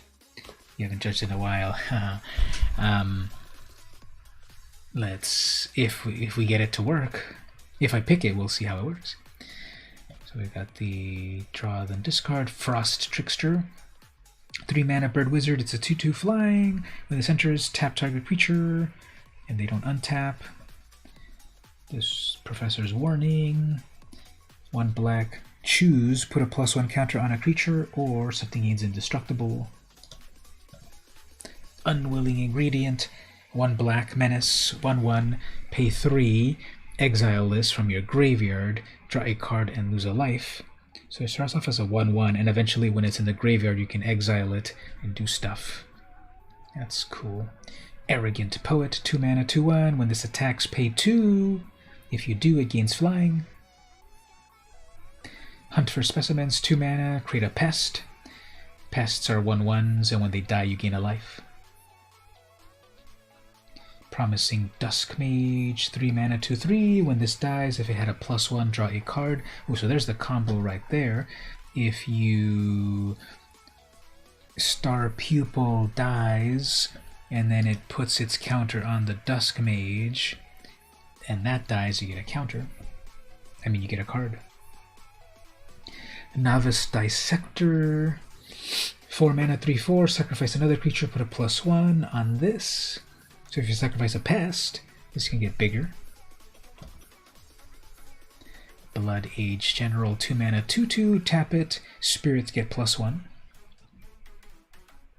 Sudden Breakthrough, 2 mana. Target creature gets +2. And for strike, create a treasure. Heated Debate. After I look at my pool of cards here, I'll do another game code giveaway. And then we'll finish crafting the deck. So game code giveaway coming very soon. Heated Debate, 3 mana. This spell cannot be countered. This includes by the Ward ability. So we've got Ward in this set that there's like an automatic counter. Heated Debate deals 4 damage to target creature or planeswalker.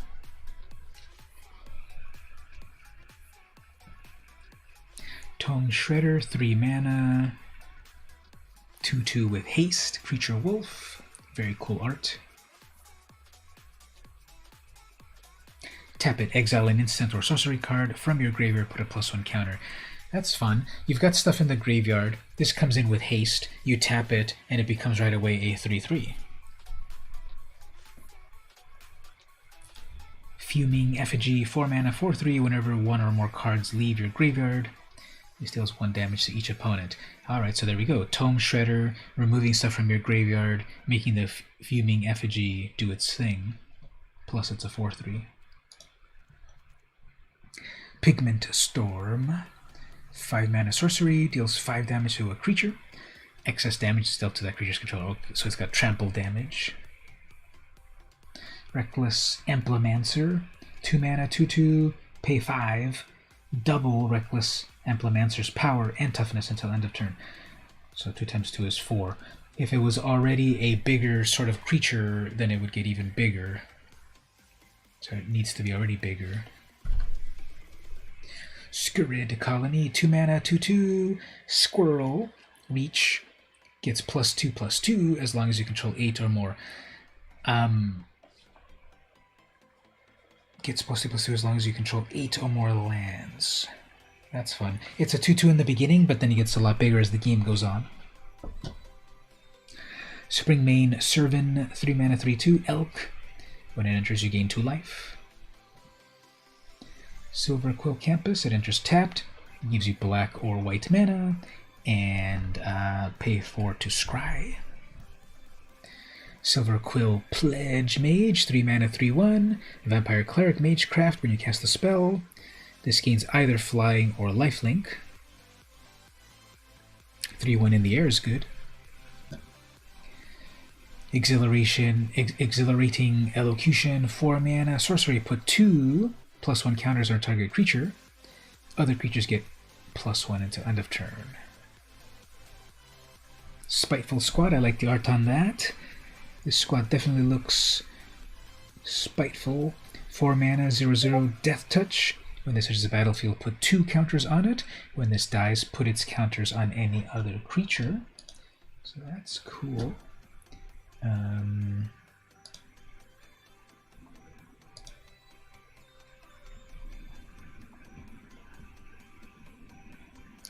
Just a moment. Okay. So that squad's pretty cool. Rise of Extus. So I'm starting to see the art of Magic artists recently. I think Seb McKinnon is one of my favorite. I think Seb McKinnon is one of my favorite artists, and I think also Wiley Beckert is one of my favorite current artists. She has this really cool style that is cartoony but detailed, and here's an example here. You've got like a monochromatic style with some purple tones. What do you all think? Have you seen Wiley's art? There's a bunch of it. We can pull it up in a little bit, but this I like this art a lot. What's the spell? 6 mana, sorcery, exile a creature. Exile up to 1 target instant or sorcery from a graveyard. So you get you can exile a creature, and then you can also remove something from their graveyard, and you get to learn. So you get something out of the graveyard. And as we skim through this, you're saying perhaps black and white. I read a thing on the Wizards website that's saying blue-green were the ones to play. Blue and green. We can do a quick overview again of our spells, but I'm also kind of leaning towards black and white. Seems to have things that I like. Prismari Pledge Mage, 2 mana, 3/3, Defender. Magecraft. Whenever you play a spell, it loses Defender. Okay. And we're over at the Elemental Summoning. This is the one that creates a 4/4. Ogier Battle Seer. It's a 3/4 with haste. You can also tap it to scry. Elemental Masterpiece is the one that creates 2 4/4s. We got the Witherbloom land. Infused with Vitality. 2 mana. Until end of turn, target creature gains Death Touch. And when this dies, return it to the battlefield and you gain a life. You gain 2 life. Blood Researcher, I like that art. 3 mana, 2/2 Menace. When you gain life, put a +1 on this. Bouldering Karok. It's a zombie crocodile. 3/3, trample lifelink. Witherbloom Pledge Mage. 5 mana, 5/5 Magecraft. You gain a life. Lower Hold Pledge Mage, 3 mana, 2/2 for strike. Magecraft, this gets a +1. So it's a 3/2 first strike if you Magecraft. Spirit Summoning, 3 mana, create a 3/2 Spirit. Needlethorn Drake, very spiky Drake. 2 mana, 1/1 Flying Death Touch. Biomathematician, 3 mana, 2/2. When this enters, create a 0/0 fractal and put a +1 on it. Quandrix, Pledge Mage, 3 mana 2/2 Magecraft. Put a +1 counter. Eureka Moment. Oh, there's Zimone. She's one of the big characters in this set. 4 mana. Instant, draw 2 cards. You may put a land from your hand to the battlefield, so some ramp there. Archway Commons, this is the land that taps for any color, but you have to tap a land or sacrifice it first. Environmental Sciences is a lesson, so whenever you learn, you can go get this out of the sideboard. Search your library for a basic land, reveal it, put it into your hand, gain 2 life. So if you're doing multicolors, this can help. Expanded Anatomy. This is the one that I picked for the are you sure you want to name that card that name? Wizards of the Coast. The name's a little cheeky, I think. Expanded Anatomy, 3 mana. Put 2 +1 counters on a creature, and it gains Vigilance. That's a sorcery. It'd be nice as an instant, but for the counters strategy, it's there. Introduction to Prophecy, 3 mana, scry 2, then draw a card. I like that. Letter of Acceptance, 3 mana, it's a mana rock for any color. Sacrifice it later, draw a card. Biblioplex Assistant, 4 mana, 2/1 flying. When it enters, put 1 target instant or sorcery from your graveyard to your library. And lastly, the Cogwork Archivist. This art looks pretty cool. It's a construct. It's a 4/5 for 6. It's got reach, because it's going to reach over and get the books. 2 and a tap, put a card from your graveyard to the bottom of your library. Huh.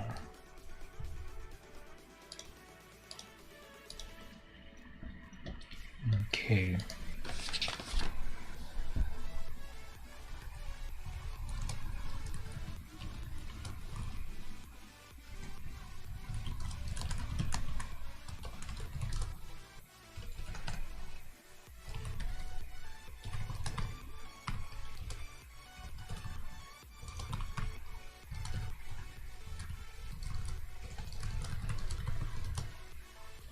All right, so let's, we'll craft the second in a moment, but let's do another game code. Another game code giveaway. Over on the Discord, I'm about to ask another question here, another scavenger hunt question. And if you want your very own game code, you want to answer this as soon as I put the question out and do the unlock. So for everyone that's lurking at the moment, go over to the Discord. If people are joining new, welcome. If you're not, if you didn't, if you weren't here earlier, you have to join the Discord to win the game codes. I'm gonna put it here in the chat again. Oops, put that in the chat. Oops, I need to put it into the chat. It's at the bottom of the screen right there, but if you want it to be clickable, just one moment. Copy link. Okay, so I'm putting this in the chat right there. If you want to win the game codes, head on over to the Discord right there. In the Discord, there is a topic of contest. The contest is currently locked, but I'm about to put the question, the scavenger hunt question, and then unlock it.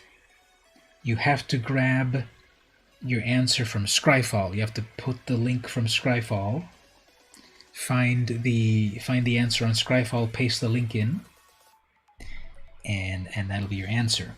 So I'm giving away 3 game codes right here for the 3 people. Read the question carefully. I'm going to put the question out right now. Let's switch over to the web browser. Here comes the contest. There it is. Let me then unlock it. Saved. Okay, there we go. The contest is open. The contest at the moment, the scavenger hunt, is which is your favorite equipment in Magic? Grab the link, put it there. If your answer number 2, number 3, and number 4, you win a game code. So the contest is open. And while people go off and do that, okay, we've got the first answer. What's the next answers coming up? As people put in that answer there, we will get back to Embercleave. That's a very, very, very good one, of course. We'll get back to over here. So let's see if we go with black and white, maybe. But how many lessons did I get? If I got...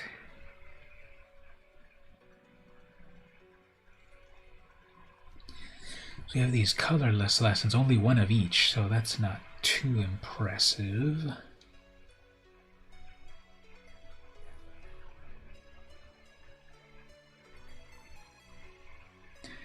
So depending on how many people answer, I'll probably give people multiple chances in terms of if we get our second answer, so number 2 slot is claimed, and then a person can answer again for number 3, but not consecutively. See what I mean? So, Squid, you answered number 1, but if someone answers number 2, then you could answer number 3. A person cannot answer consecutively if you don't get a lot of people answering, so you can still never fret with a different answer. I don't want to see Embercleave again. Yeah, as if someone else answers with a second place and they win second place, then you can answer again on 3rd place, and then that person could do 4th, I guess. Maybe for this contest, for this one. Okay, so we got some lessons that we'll leave over there, but let's see if we go with black and white. Oh, a new answer came in here. We have Blade of Selves. What is that card? Blade of Selves. From Commander Anthology 2 or something. Equipped creature has Myriad. What is Myriad? Whenever this attacks for each opponent other than defending player, you may create a token that's a copy of that creature that's tapped and attacking that player or planeswalker. Exile a token. Okay, so it makes tokens come to life. That's cool. Blade of Selves. Pretty fun. Alright, we have our second. We have entry number 2, so they won. Aiden, you won the second one. Let me put that in there, right there. Copy that into my notes. And we then have slot 3 open. And 4. So if you go with black and white, even something like Spirit Summoning I could play in the black and white deck because it's either white, it's either red or white.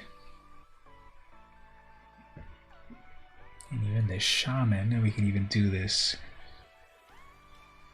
Pledge Mage, but not these. Is there a way to do it like this? Not, wait, how can you do this?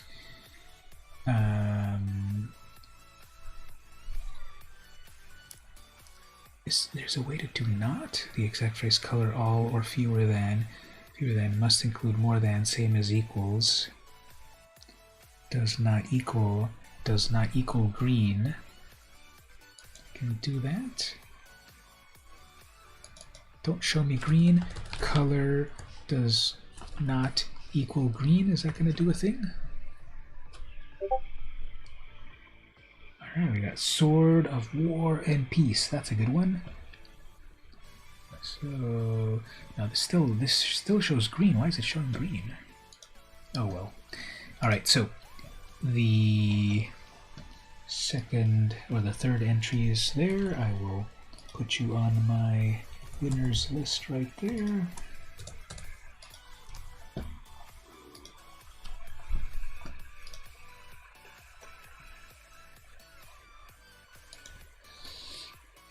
And then we have the 4th slot. Non-consecutive answer could win. Just out of curiosity, I want to try something here. I want to put all the black and white cards in for a moment, and then we'll further strategize. You have to think about that one. There's so many good swords, especially with the vintage swords, right? That it's easy to not. There's so many good vintage swords.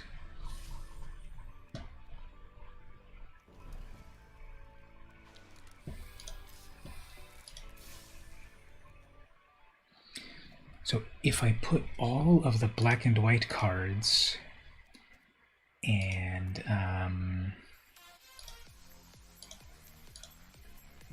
all the black and white cards and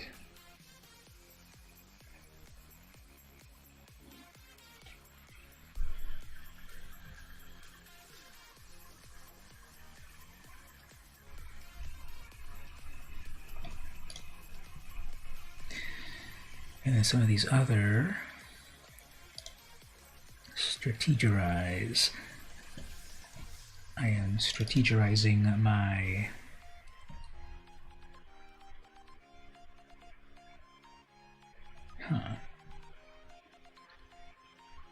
why didn't it? I thought I selected.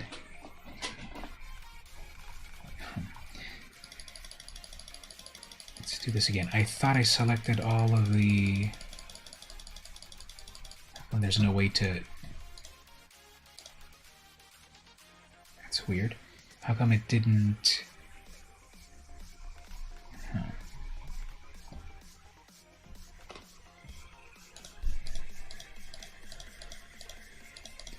I guess that's what I get for trying to put some fun filter. So, okay, what I was trying to do was I was going to put all of the black and white cards in for a moment and then figure out a good strategy. It's sealed, yeah.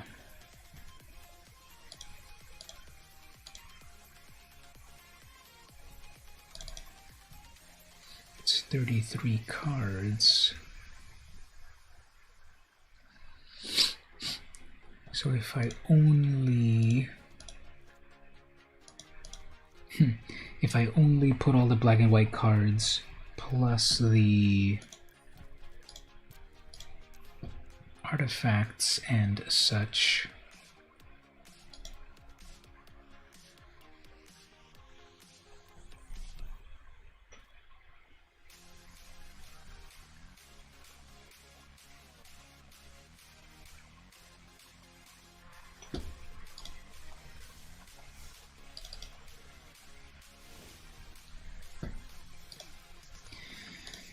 so all of the cards of the right color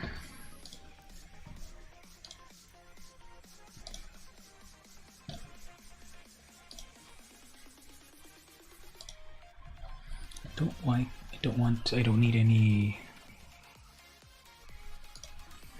Okay, 17 lands.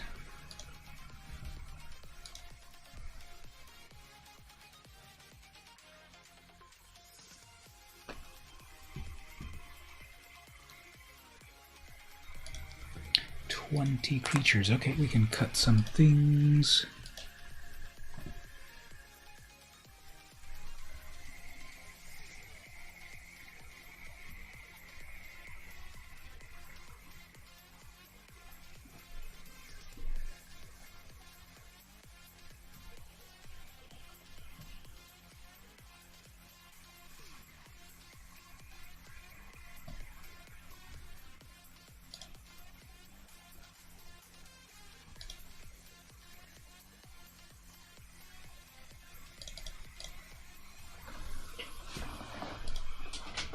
I'm just looking at my cards for a moment, and then we'll further.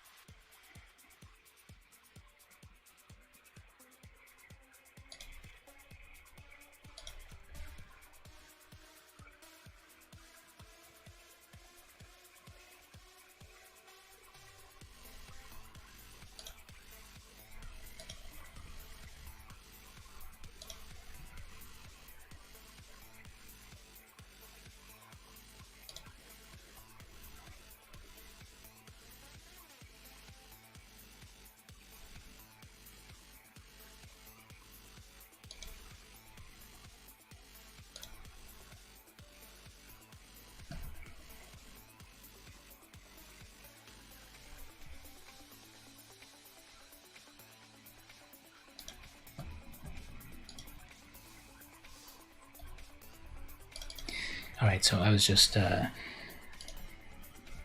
thinking hard. Okay, here's some possible stuff. So Clever Luminancer, 1 mana, it's a 0/1. When you cast spells, it becomes a 2/3 until end of turn.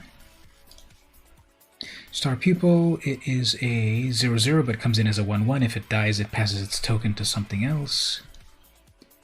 Stonebinder's Familiar, it's a 1/1. Whenever one or more cards are put into exile this turn, put a +1 on this, but you can only do it once. And I sort of feel that that's not going to happen a lot, maybe. Whenever one or more cards are put into exile. So either myself or the opponent, I assume, whenever any card is put into... This is again where I would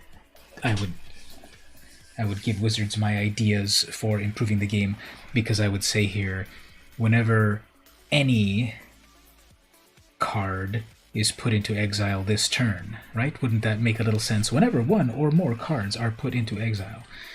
And that would be whenever any player's card is put into exile. Wouldn't that be a more obvious way to do it? Oh, we got Devil May Cry as a subscriber. Thank you for that very, very much. Welcome to the subscription. Why didn't I get a cool animation that happened? I thought I had that set up. So we got the Inwilly ingredient. So 1/1, it's got Menace. When this leaves the graveyard, draw a card. Beaming Defiance. Give a creature +2 and hexproof. Show of Confidence, 2 mana. Storm. And put a bunch of counters onto your creature and give it Vigilance. Thunderous Orator, it's a 2/2, it's got Vigilance, it copies other abilities. Arrogant Poet, it's a 2/1, pay life, make it fly. Eliminate, destroy a small thing. Hunt for the Specimen, sorcery, make a pest. Promising Dust Mage, it's a 2/3, if it dies, draw a card. Pledge Mage, is this the same character here? No. Pledge Mage, 3/1. When you play a spell, make it fly, or a lifelink. Another Pledge Mage is a 2/2 with first strike. When you Magecraft, give it a +1. 3 mana. Make a 3/2. Intro to Prophecy, scry 2, then draw. Combat Professor, 2/3, give a creature +1 and Vigilance. Defend the Campus, give a creature +1 or destroy a big creature. Mage Hunter, 3/4, when an opponent casts or copies an instant, so it's like negative Magecraft. Horrorcraft. They lose 1 life. Novice Dissector, 3/3, pay 1, sacrifice another creature that gets bigger. We have Auric Lore Mage. It's a 3/3, maybe we can do its tap thing. Exhilarating Elocution, 4 mana, put 2 counters on a creature. Others get +1 until end of turn. Spiteful Squad, I love the art on this. 4 mana, Death Touch, comes in as a 2/2. When this dies, put the counters elsewhere. Rise of X, the 6 mana, exile a creature. Exile their instant or sorcery, and learn, and then the lands. So I think it's got some fun stuff to do. I think I'll put another Star Pupil in instead of that dog.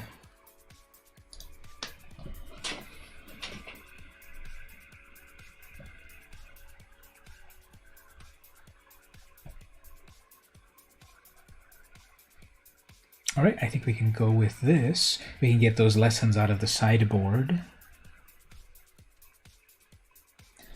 And then it's a pretty... It's a tight 40. So even if it doesn't go well, we still get 3 booster packs. Not only all of those cards that I pulled, but then also 3 booster packs and some gems. So let's give that a go.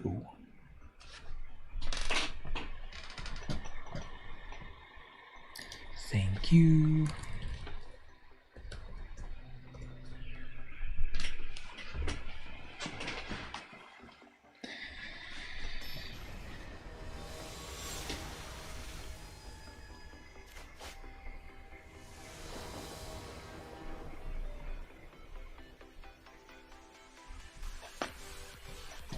Okay, I go first. I've got eliminate, specimen, a man of any color. Alright, so planes on turn 1, archway on turn 2. It's a shame it also comes in tapped. It comes in tapped, and you have to pay a mana to keep it, but then after that it fixes your mana. I think a little plant elemental. This is the new battlefield here. We're in the library of something or other. Is there any interactivity? Has anyone found out if there's any interactivity in this field? Oops, not that. It does make different sounds.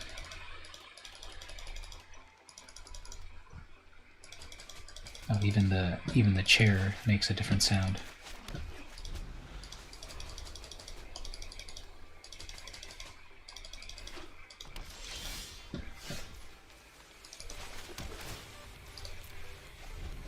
So I think the Ikoria field was the one that had the most interactivity.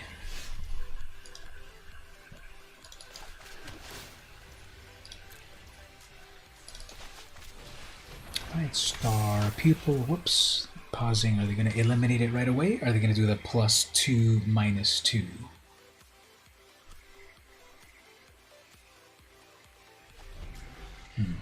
They let it live, eh? Okay. Let's see, next turn. Oops, no land drop for them. Combat Professor. Do we want to risk the Combat Professor already? We could try to go aggro. I think I'd rather lose the Lorehold Pledge Mage. Let's see about that.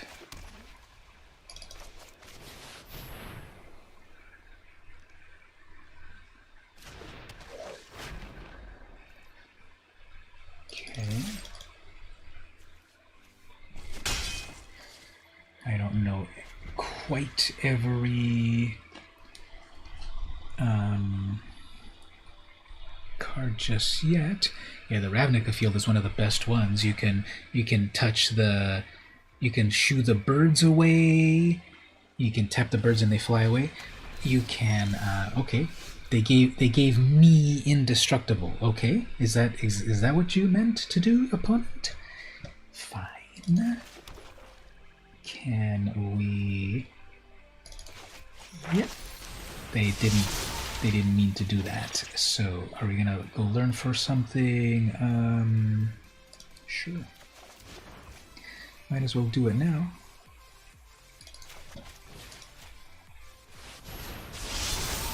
That's 12 damage.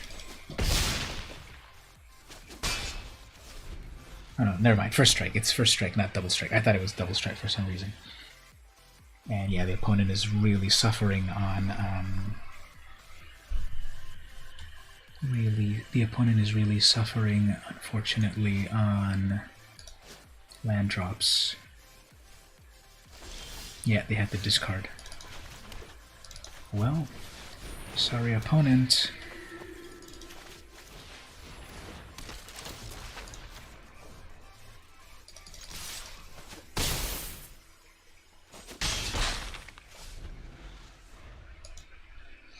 Yeah, yeah, they missed a lot of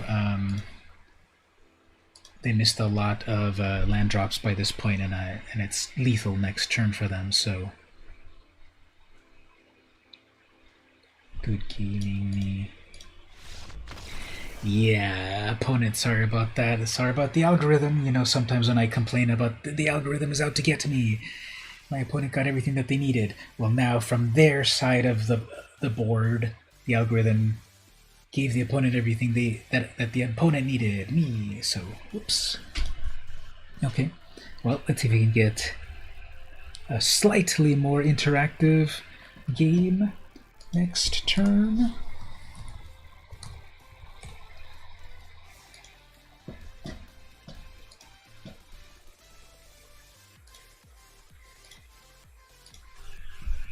Well, we moved up to 3 packs and 400 gems.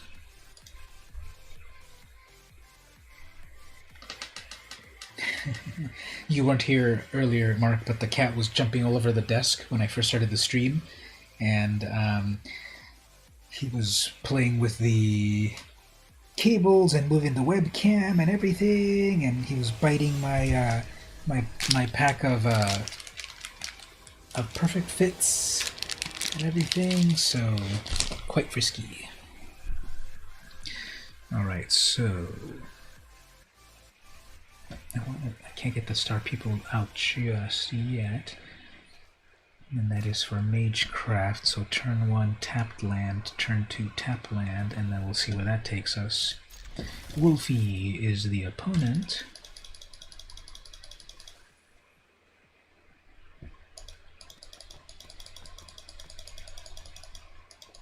We have to mulligan. Okay, so tap land.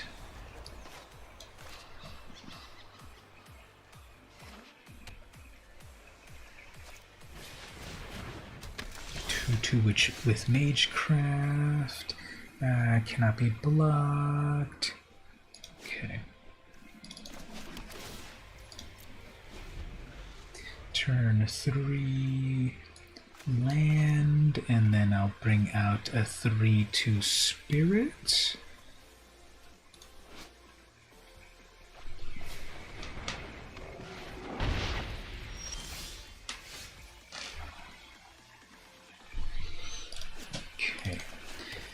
If I bring out this 3/2, I can block either one, but they can easily Magecraft and have some burn and take out my poor 3/2. Liam then has Magecraft. Whenever you cast something, this gets a +1. Okay. A new cat to add to one of my cat decks. Cat Cleric.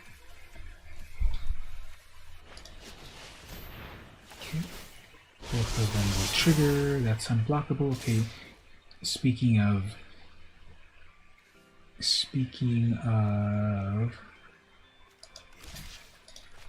of big damage, it was their turn. Okay. So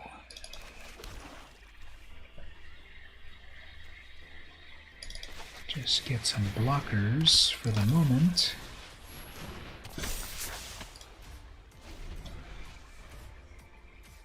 So the idea is if I block this 2/1 with this 2/1 and lose the counter, and I transfer it to this one, and then when that one dies, I draw the card.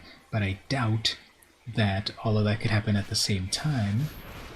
Torrent Sculptor. Okay.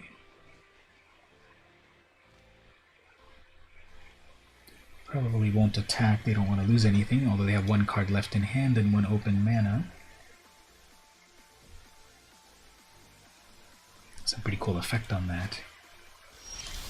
Yep, no attacks. Okay, here we go. So we have the anti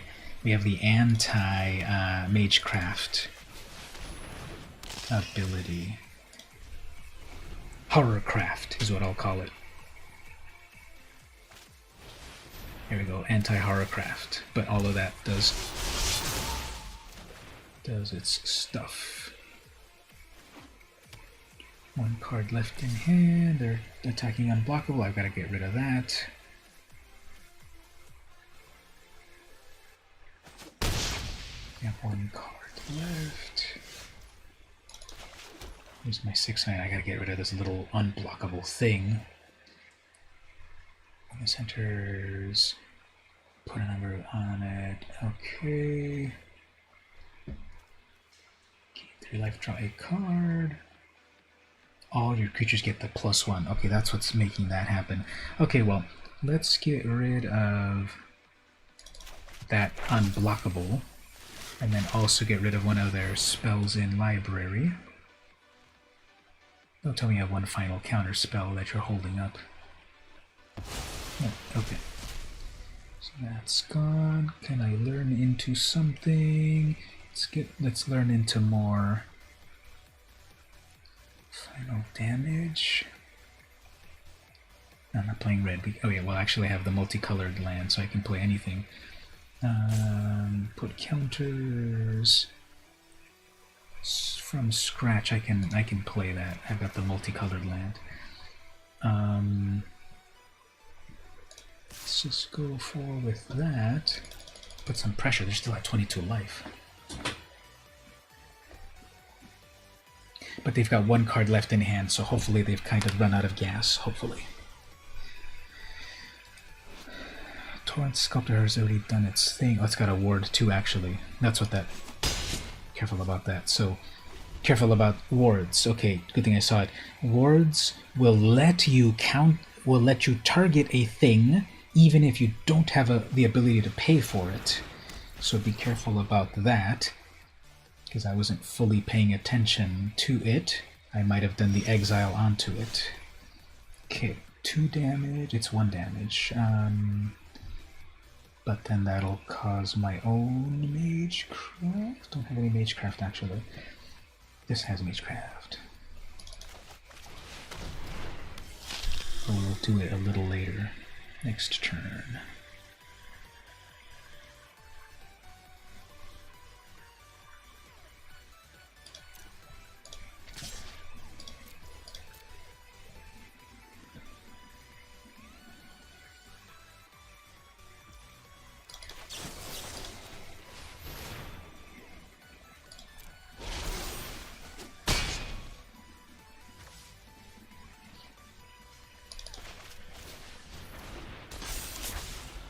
Okay, just building the board here.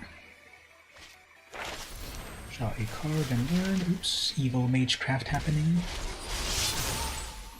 Everything gets a little bigger, no unblockability, which is fine.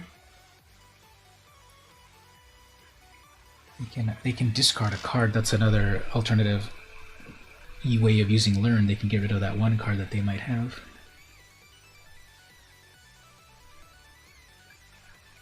If only that start from scratch could deal 2 damage to get that Light Scribe. Exile an online permanent, and then I draw a card. Okay, what do you want to exile of mine? It's a sorcery. Okay, attacking with everything, that is acceptable. Because what I want is to do that. That does that. They have 2... They have a bunch of mana open, actually, so actually I don't want to lose that. Although they could also do a +4. Things are close. They could have some final +3, +4 onto the unblocked. Yeah, I should play it safe. They'll probably... Have they had any combat tricks already?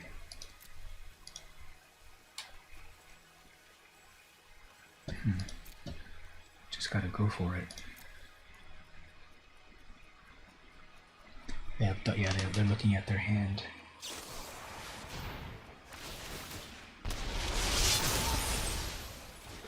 Yeah. Well, I'll put it on this one and this one. Let's play.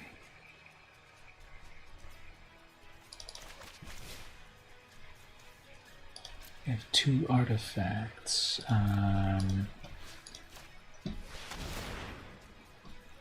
Lifelink on that. Back to 11. That's gonna be 7, 8, 9, 10, 11, 12. No, this is game over. They have the they have that Introduction to Annihilation. So if they exile my only blocker, and then the light scribble +1 and 20. Okay, they didn't. It's a sorcery, so they didn't do it. But they might have. Yeah, it's a sorcery. But they might have one more trick in hand.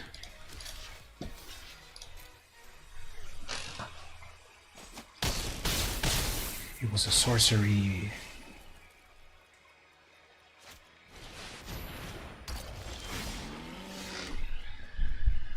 If this was a spell, I could have activated Magecraft, made it flying, and then won. But it's not a spell. Oh, but wait a minute. This might still win at the beginning of combat, and then I pass the counter onto this, and I've got 2 attackers, and they've only got 1 blocker. Oh. Final top deck card. Wolfie.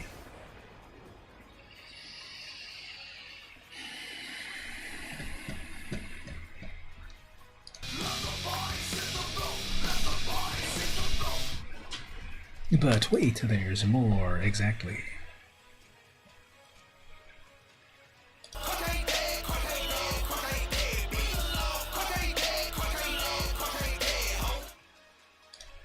Thank you. Okay, we're on an undefeated streak. Completely undefeated. 2 out of 2 matches so far. And now it's gonna crash and I lose everything. Oh no, there it goes.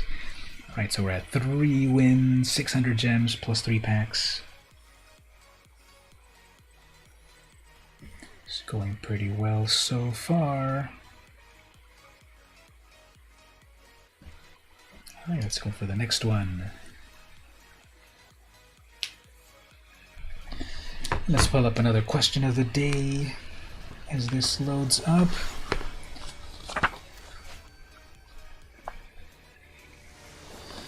Okay, I'll change the question slightly. What is a news issue that interests you? So what is something in the news that interests you?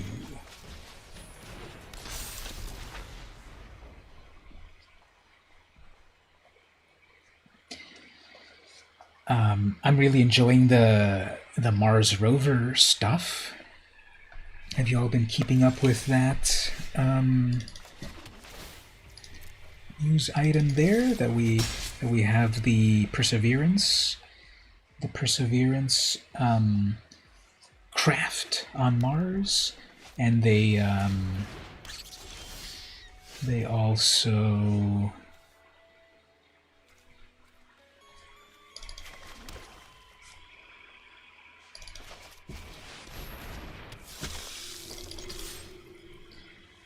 And they're flying a helicopter. So think of that. I know people are pessimistic sometimes about life and society at this point, but think about it. You're living in the year 2020, if we follow the Common Era calendar. Obviously, if you're following other calendars, like the Hebrew calendar or the Islamic calendar, it's a different year. But let's say in the Common Era, it is the year 2021. And we forget that humanity has existed 100,000 years. Civilization for the last 10,000 years. And here we are, 10,000 years since the dawn of civilization. We have a spacecraft on another planet with a little helicopter that is flying around. No.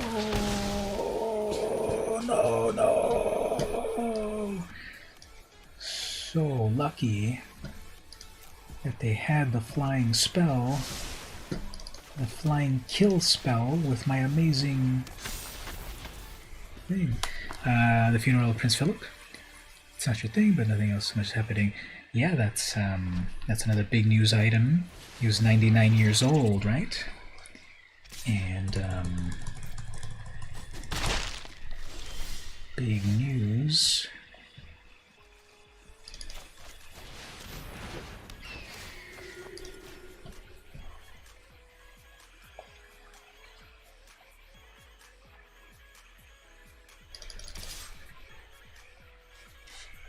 He's 99 years old, and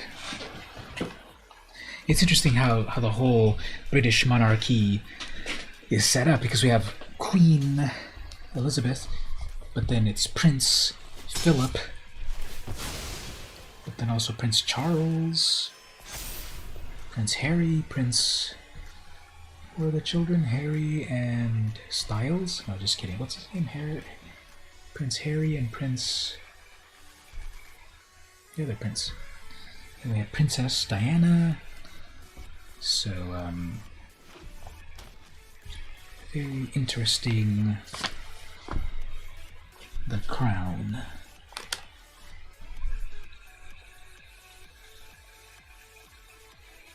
So just a couple of tiny little creatures on their side. I would feel safer if I had that beaming defiance to hexproof my flyer. I'm probably gonna hold that back. So now that's a 5/4. That's scary.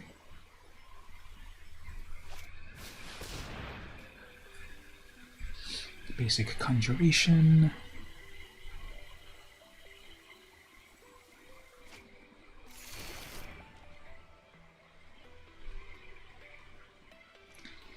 Okay, I am going to... Oh, I can eliminate that squirrel instantly.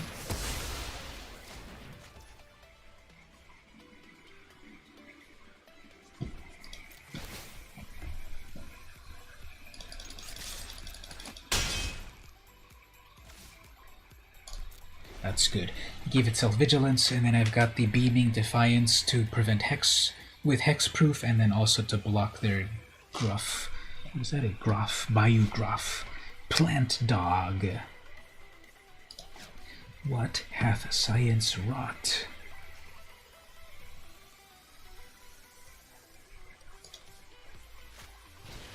Strategic planning.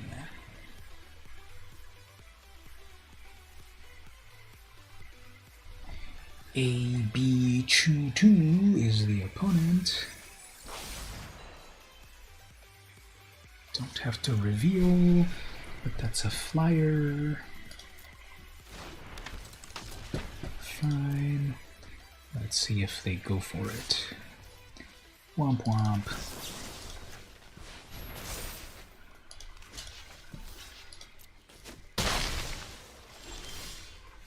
Very nice. Okay, so let's set ourselves up over here.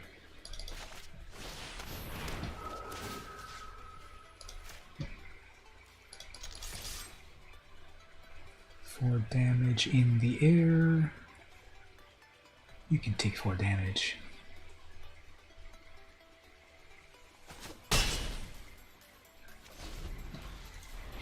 Magecraft, whenever you cast or copy an instant, target creature you control has base power 2 until end of turn. Has base power 2. Base power. Base power 2. Tricky. They're attacking with a 0/2 with 1 open mana. I mean, with 1 card in hand. Weird. Okay.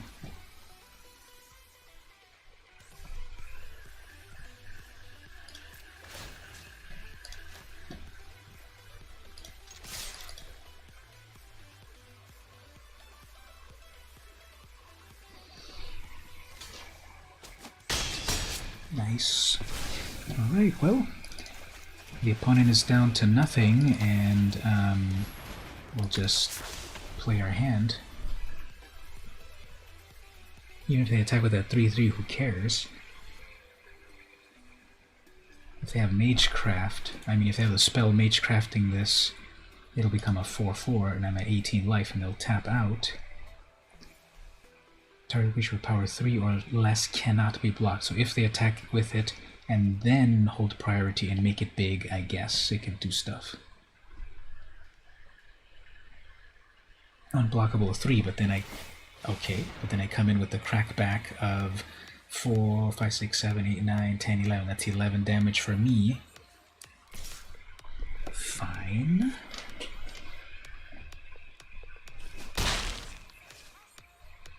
Are we actually going to erase this? Okay.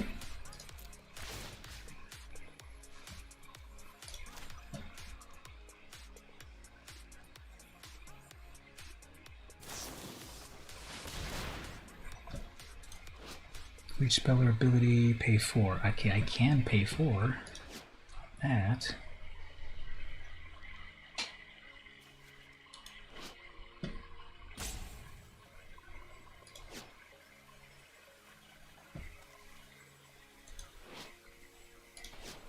What are we even doing here?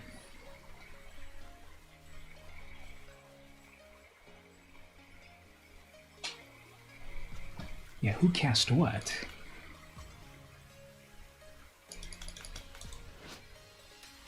So they're responding to my combat professor. It's just a triggered ability. And then Whirlwind, for each spell and ability your opponent controls, counter it unless they pay 4. I can pay 4. And then the Karok is going to +1 themselves. Okay. I don't know, I think they just got... Yeah, the stack... Especially on Arena, where it kind of prompts you a little bit. Pay 4. I do not need to pay anything like that. Do not declare to, and then make that fly and vigilance, and there you go. 2 blockers. And turn. I doubt they can do 15 damage. Oh, okay. That's the one that they win. If it has 10 counters, put a point counter on this. Whenever a creature deals damage to you, remove a point counter. Whenever a creature you control deals blah blah blah. If there are 10 counters on it, then they win the game. Well, they have 2 counters on it. They just need 8 more counters.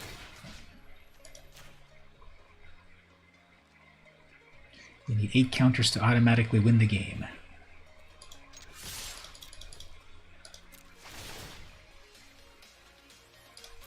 That little guy doesn't need to fly.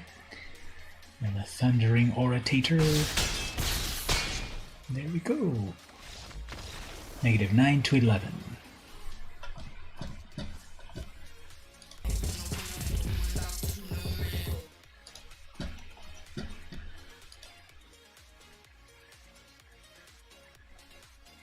That was a pretty epic win, so we need an epic riff.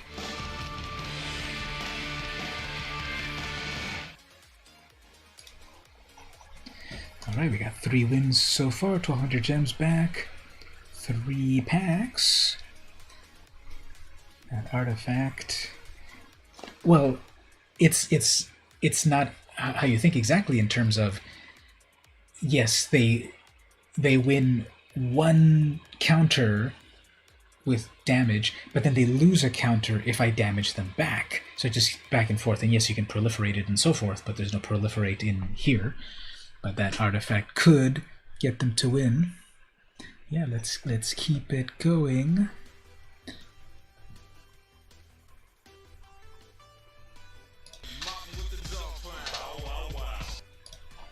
Let's keep it going. And we'll do another Arena game code giveaway in just a moment. Thanks everyone for coming to hang out. If I didn't say it before, thank you to Wizards of the Coast for the free game codes. I will be giving some more out in just a moment. If you're there in the chat, and if I were to theoretically give everyone a game code right now, and in the chat, if you say me, if you type me in the chat, theoretically, if I were to give a game code, would you want a game code if you typed me? M-E, not M-I-I. M-E. Green white coffee is the opponent.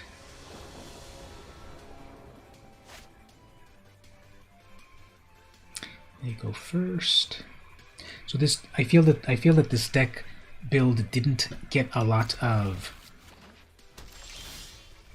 feel that it did not get a lot of removal, but it seemed to come together all right so far. They have the ingredient.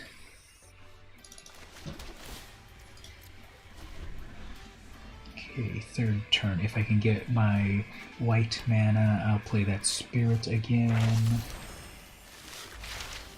That animation's pretty cool. The scroll opens up. You learn. That student seems very tricky. Okay. So I can eliminate it right now. They went off to get their... Probably not a big deal to eliminate it now. Let's make a pest.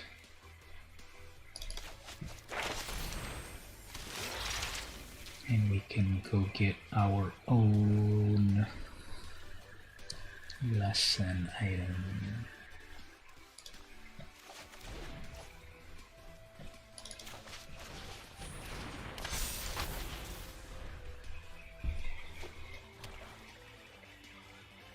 Lesson spell, that is.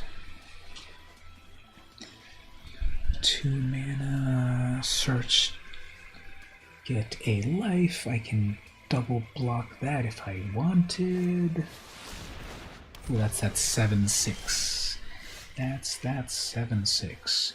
Do I have a way to get rid of it? What I could is remove right now. When each opponent discards 1 card, you draw a card, you gain 2 life. I could eliminate right now their creature that they were going to sacrifice, so they will have to sacrifice it themselves. Then I'll have to drop a card, and then they draw a card. So probably we don't need that 7/6 to stick around very long. And then an orator. And we'll pass. So they have to sacrifice their own thing.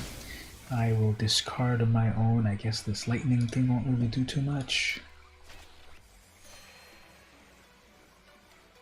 So it's pretty scary, but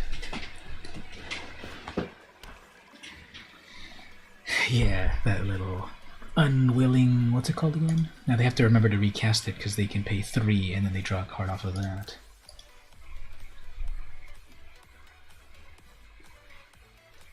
Dusk Mage. This is the one that gets could get a counter.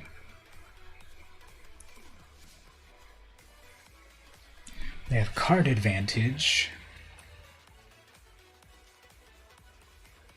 As for myself, I'm about to run out of cards.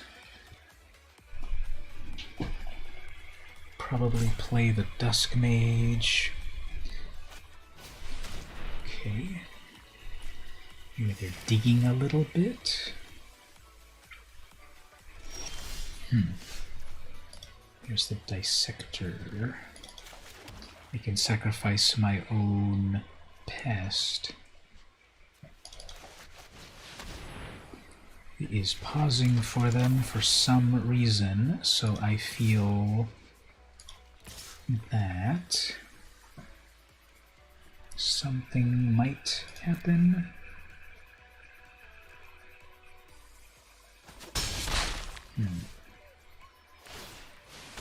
Oh yeah, the exile thing. Okay. Not so bad.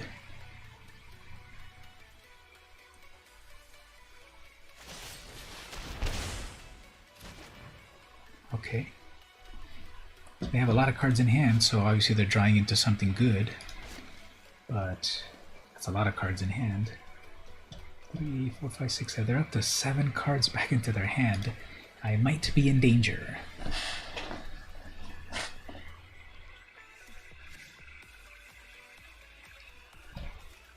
Now this Dissector is a free cast.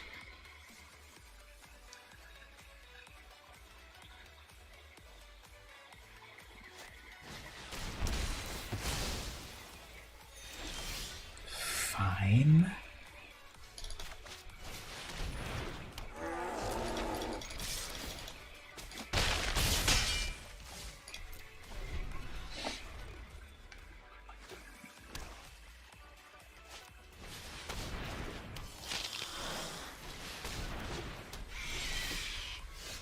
Like they're popping off.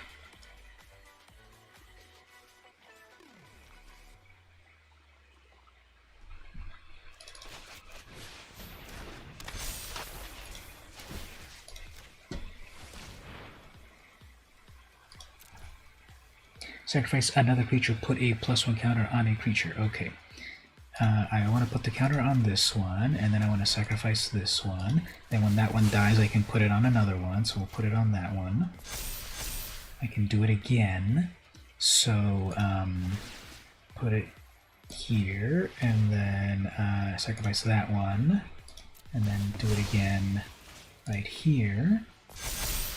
And we'll go for it. If they triple block that Inspector, that Dissector, I'm fine losing it, then I've got all of those. So let's see, what are you going to do about that? Fine. That's acceptable. So they must have some good stuff in their hand. Probably the kill a creature that's tapped. Or something. Yeah, if my Dusk Mage dies, that draws me a card. Okay, so it's an exile. Wow, okay.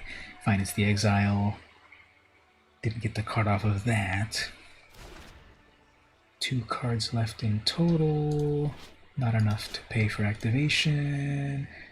They probably can gain life very easily. They could... I didn't see if they played their land yet. If they play their land, that they could expand Anatomy. Fine. It's fake. And now they'll attack that way. Sure. Fine. Okay.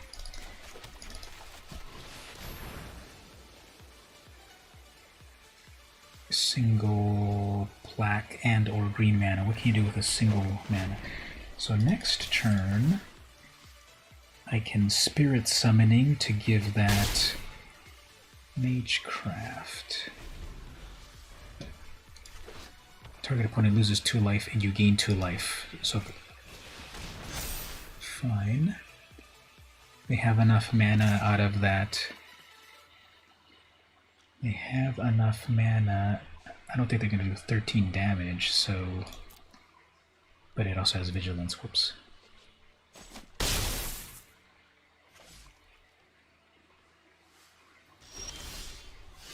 Okay, I have my own ingredient.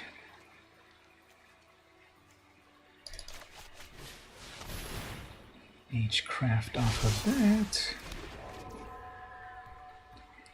Make an unwilling ingredient. Hey, Dakota, how you doing? But thanks for coming. Thanks for coming to the stream. This is about to get first strike. Whenever this attacks, it gains flying, blah, blah, blah, blah, blah. First strike, double strike. Okay. Okay, this is going to get first strike.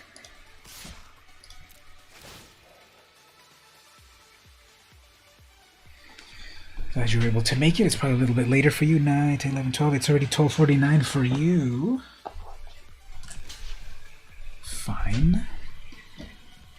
Let's order it. Let's get that 4/4 out of here.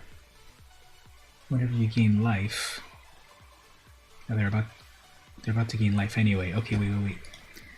They have they need 6 mana. 3, 4, 5. They have 6 mana. Okay, so they're about to respond by gaining mana.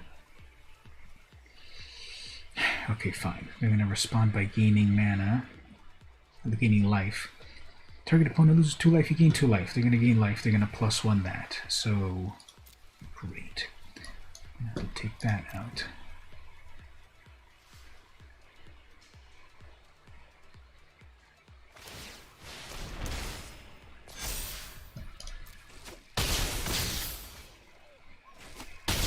You took a nap to revitalize yourself. That's always a good plan.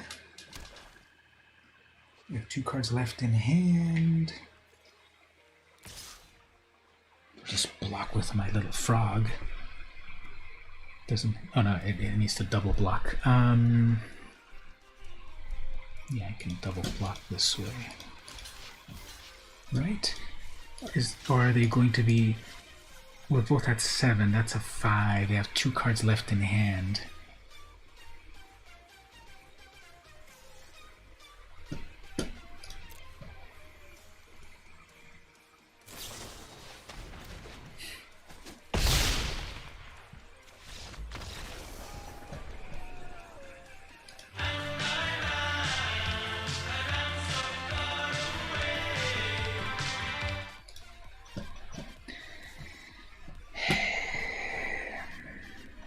One little green, one little black mana did it.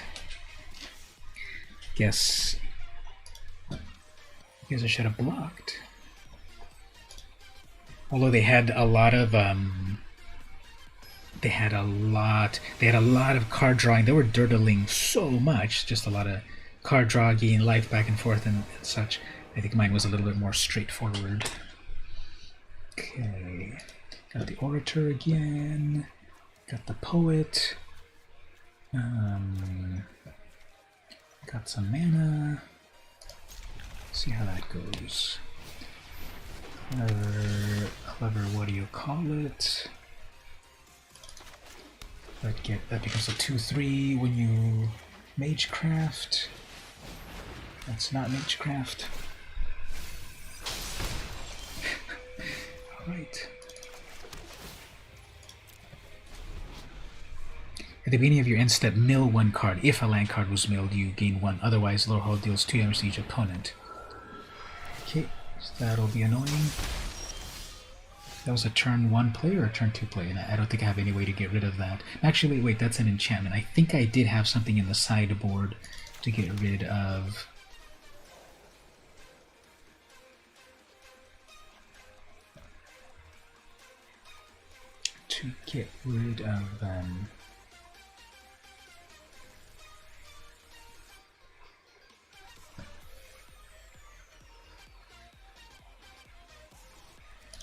Alright, let's see what they have in their hand, because if they use some direct damage or burn or whatever, I don't care about losing that one. Uh-oh. Attacking with that 0/1. Obviously they have a combat trick, but again, I don't care if I lose it, just because getting stuff out of their hand. Wow, that was a lot of effort. But now they've got less cards in hand. Okay. It's a 3/4 horror. Oops, there's my Auric. Let's read this one more time. Search your library for a card, put it into your graveyard, then shuffle.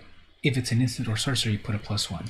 I like all my instants and sorceries, so I don't really know why I would lose that. Let's do the negative Magecraft. The last one I didn't win it. I was about to win it, but they did their spell to they did their spell that at the last possible moment they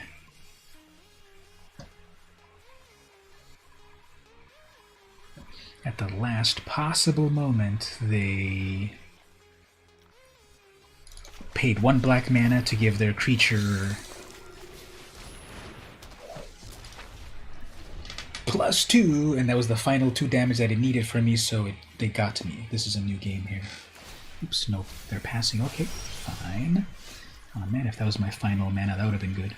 Usually get +1, or destroy a 4 or greater. Okay. Put 2.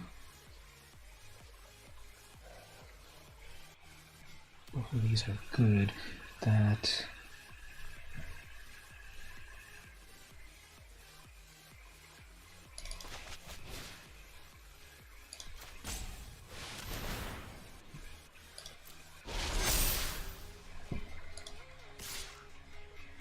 That's got flying, and that'll earn flying too, right? Whenever this attacks, it gains flying. Yeah, that'll gain flying.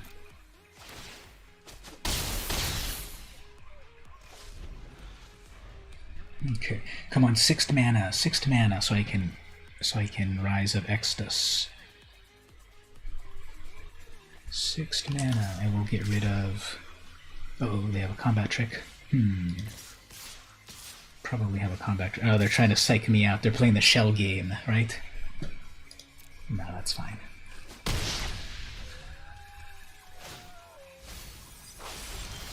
Here we go. 6 mana. Beautiful.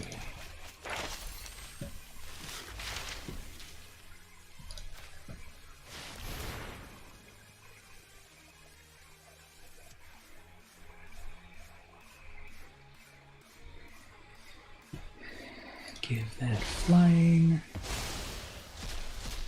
Get rid of all of that. Go get my own destroy artifact. It's an artifact, not an enchantment. Fine. What about that? Nope. More counters. Yeah.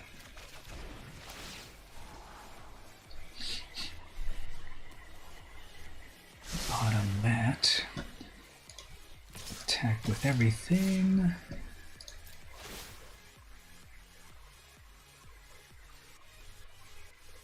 Alright. Oh, there it is.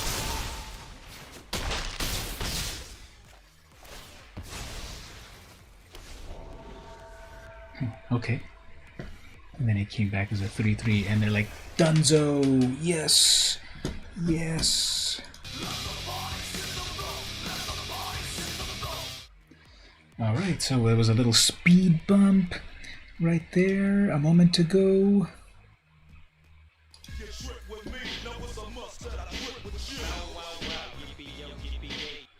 There was a little bit of a speed bump a moment ago with that loss that came out of nowhere, but then now we're back on track. So 1,400 gems, 3 packs.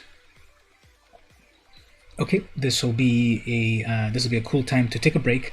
Plus, I'm also going to do the more game code giveaways.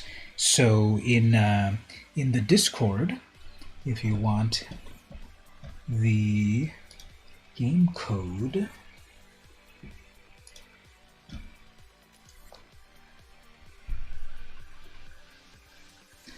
if you want a game code, make sure you've joined the Discord. There's the link right there. If you want a game code, join the Discord, and in the contest, contest screen, I'm going to put one of the scavenger hunt questions, and then I'll unlock it so people can answer. So we will say,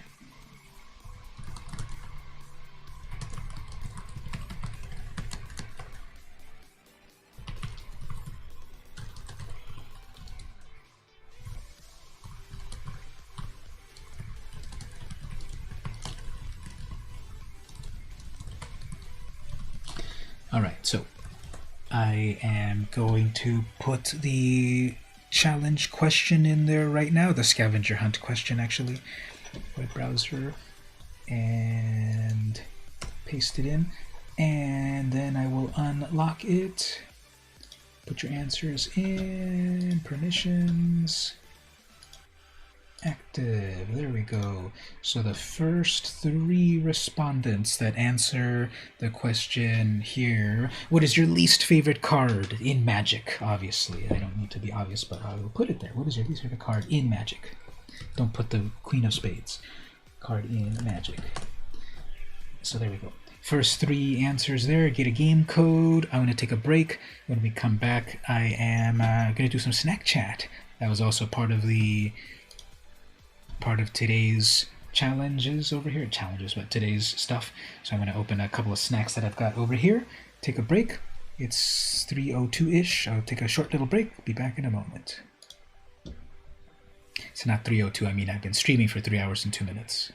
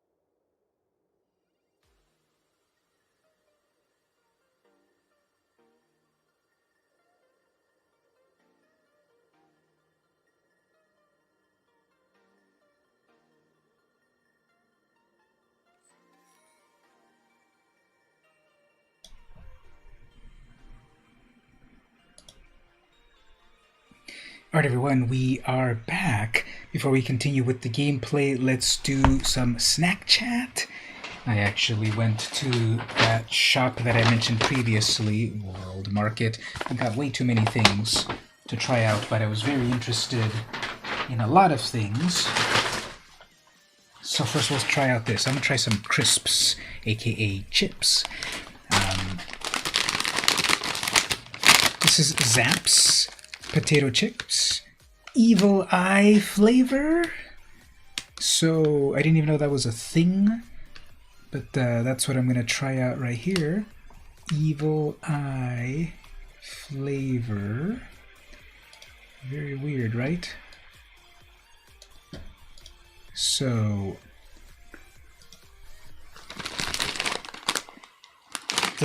even like the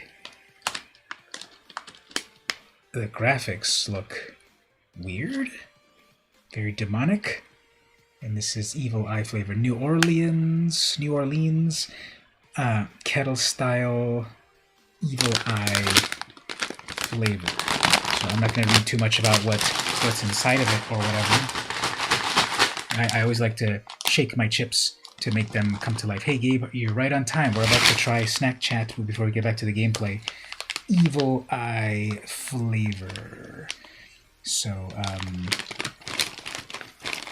imagine if Victor ever got hooked and streamed that long. You're not entertaining, but Jump would be your least favorite. Jump. Yeah. Well, is that the one with that zebra that's flying? Well, anyway, let's open up this bag of chips with Evil Eye flavor. It might be kind of noisy, sorry.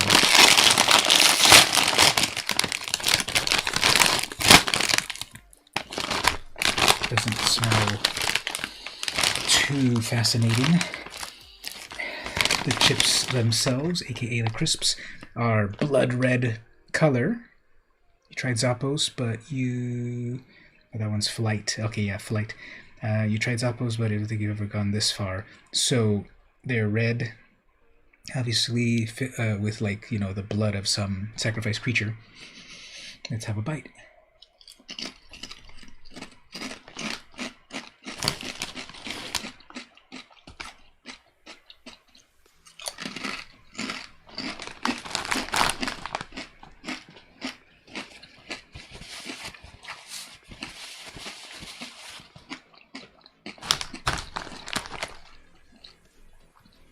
Vaguely ketchup flavored. I think I'm tasting some vague hints of ketchup flavor. So I think they taste a little ketchupy. Not spicy at all. Well, I'm not the best judge of that. I've ate so much spice my whole life that my tongue is probably damaged from it. But I don't feel any spice. Feels vaguely ketchup flavored. Nice and crispy, very light and crispy. Aftertaste is okay. Very crunchy.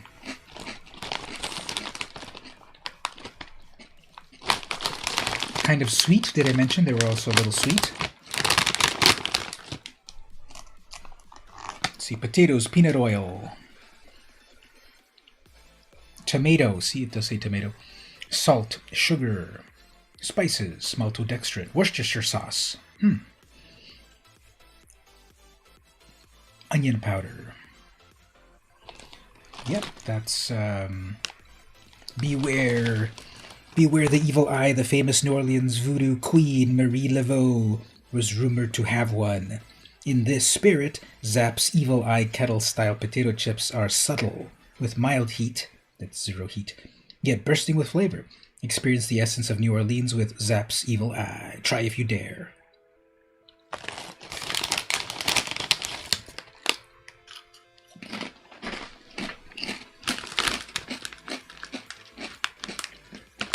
The package is definitely nightmarish.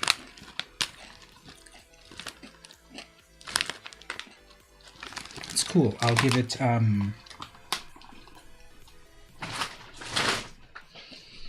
7.5 out of 10. Now we'll go with 8. I like the crispiness of it. Some crispy crisps are always good. Flavor's good. The slight sweetness, I think, is not necessary. But yeah, that was one of the snack items. I have a bag here. Let's do one more, then we'll get back to the gameplay. One more chips. This one is Guillo. These are Spanish potato chips, right here from Spain, or patatas, as they will be called in Spain. So, Guillo. Limon y pimienta, which is lemon and pink pepper. Lemon and pink pepper flavored potato chips. Product of Spain. Naturally flavored. Let's not look at the ingredients just yet. Again, don't forget to shake it upside down to wake up the flavor. That's my technique.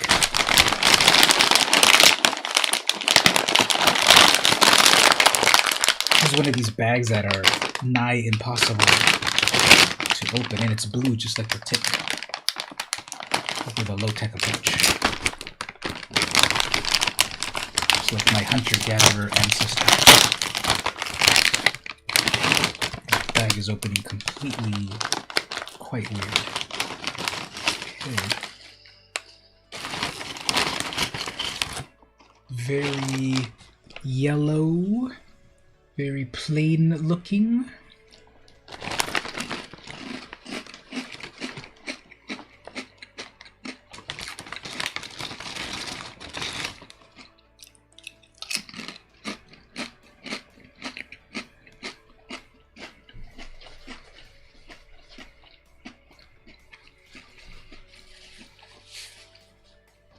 Pretty crunchy, just like the other one. It does have the hint of lime flavor. I don't quite taste the pepper, black pepper or pink pepper. I don't think I taste it. I taste the lime. It is a bit of a hint of it. I like lemon and lime a lot. I would have liked it even more pronounced, but you can taste it. The oil feels that it was different from the other one. It's pleasant, nice and crispy, like I said, with good amount of lemon flavor.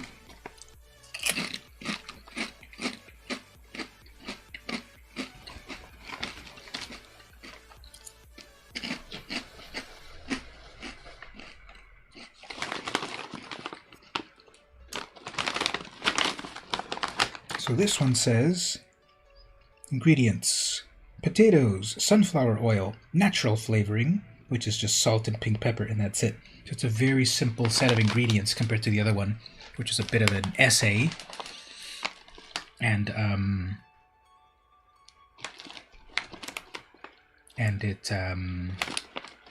they're pleasant. You're eating KFC right now? This is perfect timing in terms of foodie content. That's right, come for the magic, stay for the foodie. And so, I think overall it tastes good. I liked it. I hadn't heard of this brand before, and I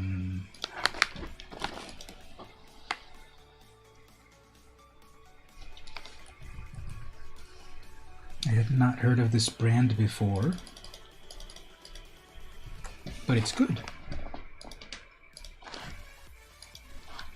So I put something there in the Discord. Gabe, you want to check out your Discord. Okay, so let's get back to some gameplay. I have other things besides chips that we can try. I even have a Hello Kitty beverage. You know what? I'm going to get the Hello Kitty beverage and drink it as I do the gameplay, actually. So I should have gotten it from the fridge. But yes, I bought a Hello Kitty drink.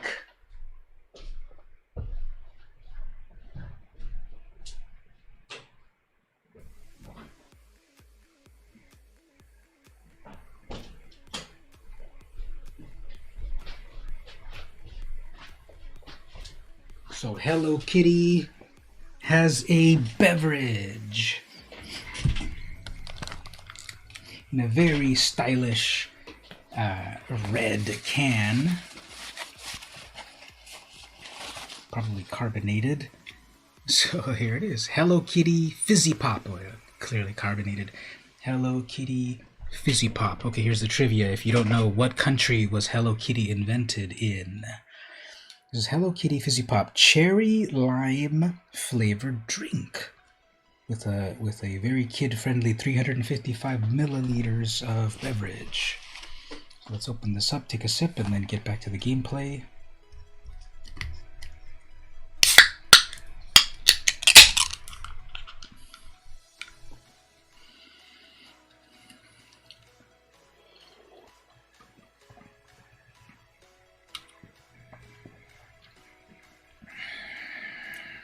It's got a very harsh flavor of the cherry.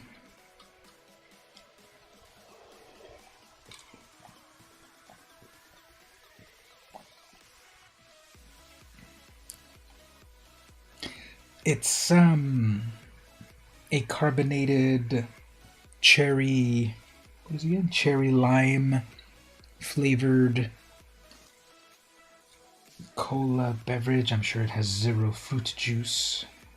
Carbonated water, sugar, citric acid, natural flavor, potassium sorbate, potassium benzoate, gamma-acacia glycerol.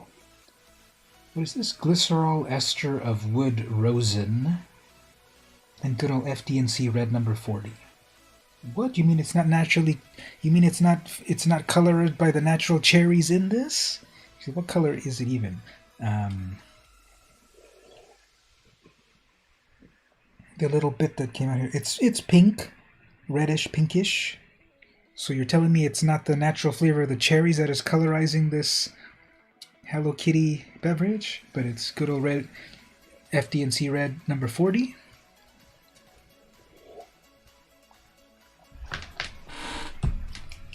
It's sweet, it's sugary, it's childish, it's fine.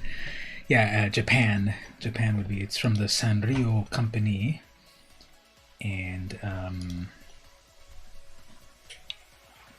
I want more of those chips. You know, once you have one, you can't stop. But I stopped by that store, World Market, and they actually were also, speaking of Japan, here we have Gichi.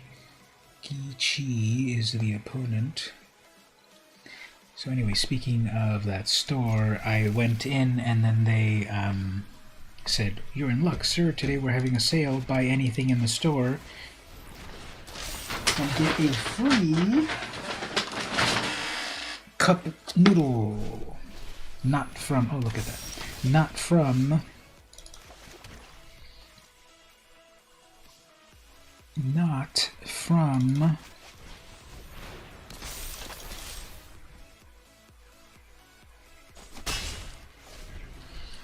the famous brand. This is Indomie instant cup noodle. Mie Goreng fried noodles. Here's this one, product of Indonesia, Jakarta. So got some free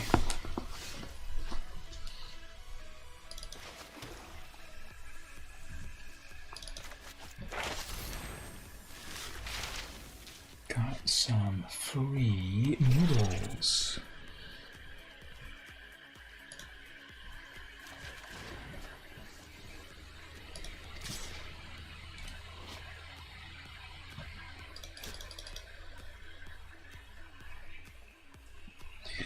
So they could block with their pupil, put it on their flyer. Oops. That's not a first strike, is it?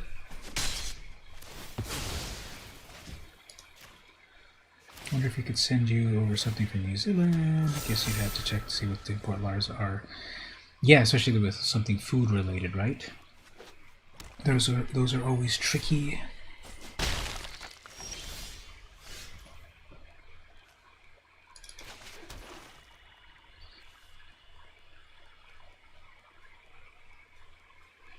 Don't have anything to magecraft yet, but actually... let's attack with a 2/1 pest.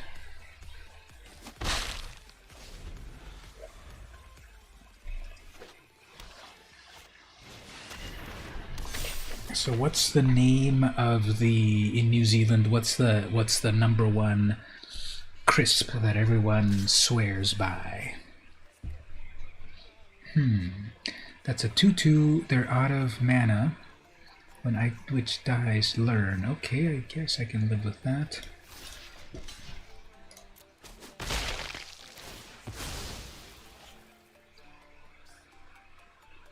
I have to find something super Kiwayana to send. Yeah, exactly. That's what is the oops, they didn't, yeah, they did reveal an introduction. Okay, fine.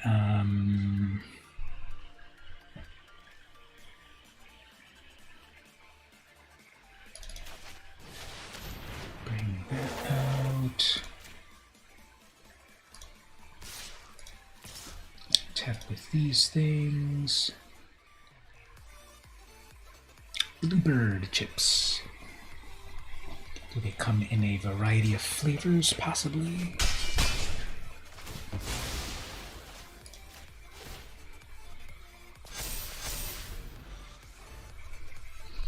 That's a pretty big 5/4.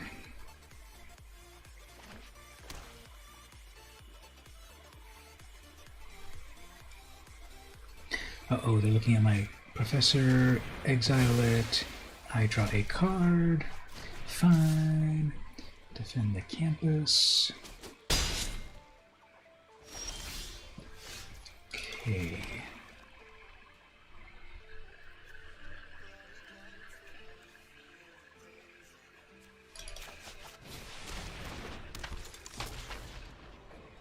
I guess what I'll do here is I'll did that too fast.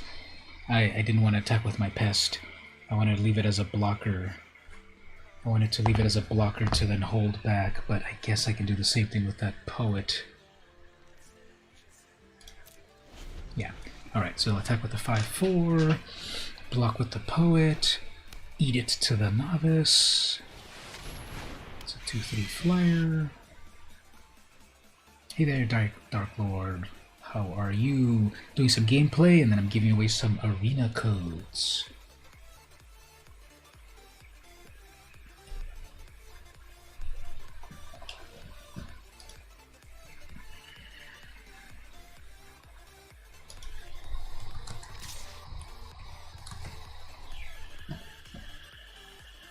Actually, that's a sorcery speed. Yeah, activate as a sorcery. Never mind.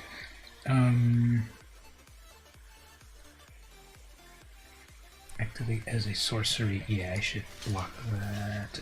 That's 5 damage. Is no joke. There's your standard. Salted vinegar, lemon, and marmite. Sounds tasty. Okay. Okay, here we go. Defend the campus. Let's get rid of that. And then sacrifice another creature, put a counter on a creature. Okay, so I'll sacrifice, target my creature, sacrifice the only viable creature, gain a life off of that, make that into a 4/4, and go for it.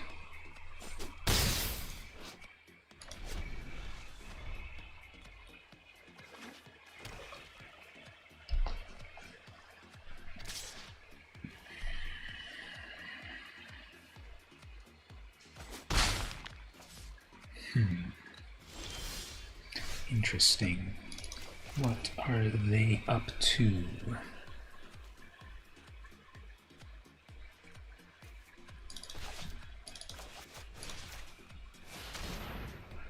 They have 7 mana in total.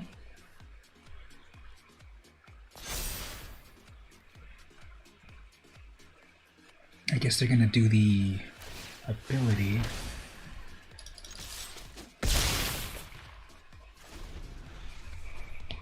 They can hit me for 4.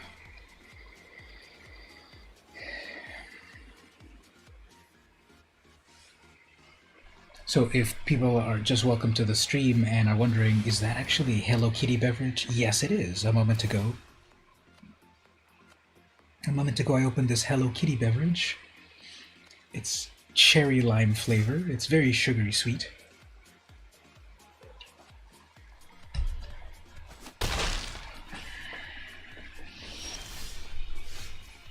Okay. This is too close. I'm gonna have to block.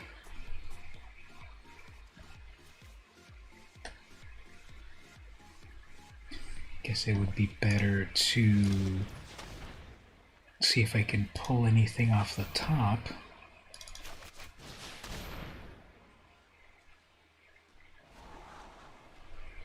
No, none of these are very good.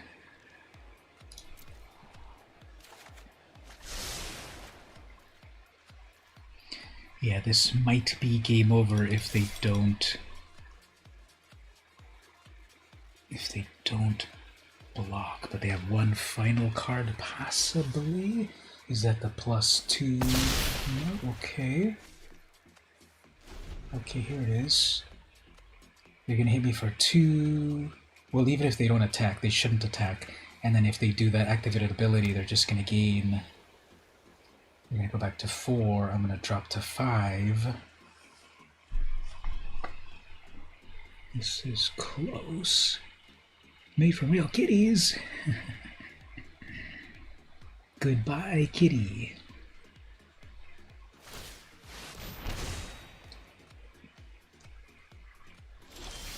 Okay. Wish I had some sort of well, can't really do anything here. Interesting. That's a sorcery. 1, 2, 3, 4, 5, 6, 7, 8. That's 8 in total. I've got 4. I've got 3, 4, 5, 6. I've got 6. I cannot play either of these both at once.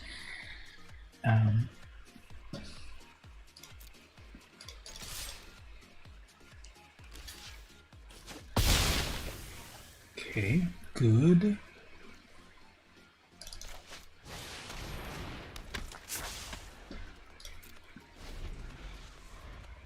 This is their final turn. Maybe. Devastating Mastery! Oh, snap!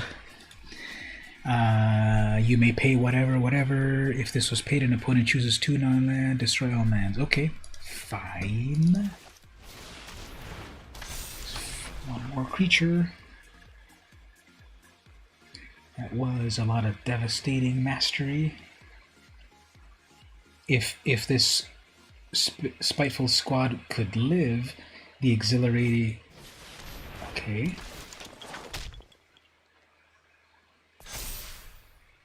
They still are holding on to one final thing. What is the one final thing? Well, in theory, I cannot eliminate it. Mana value of 3, and that was 4. Okay.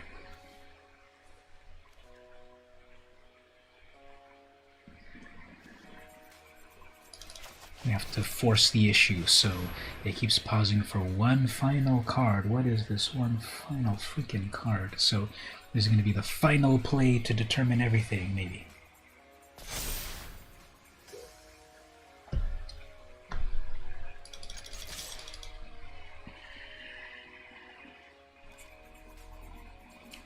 Tap to destroy tapped creature.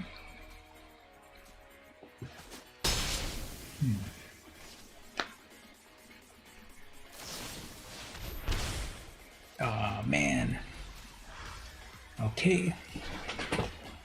Getting close. They have massive card advantage. They have 3-1 card advantage.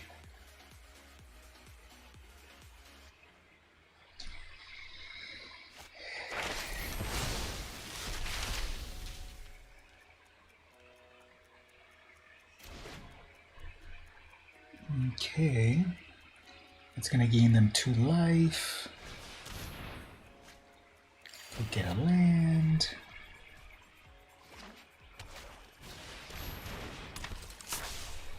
rid of that. Uh-oh, I've got my own horrorcraft creature. Let's see if they don't read it. Okay.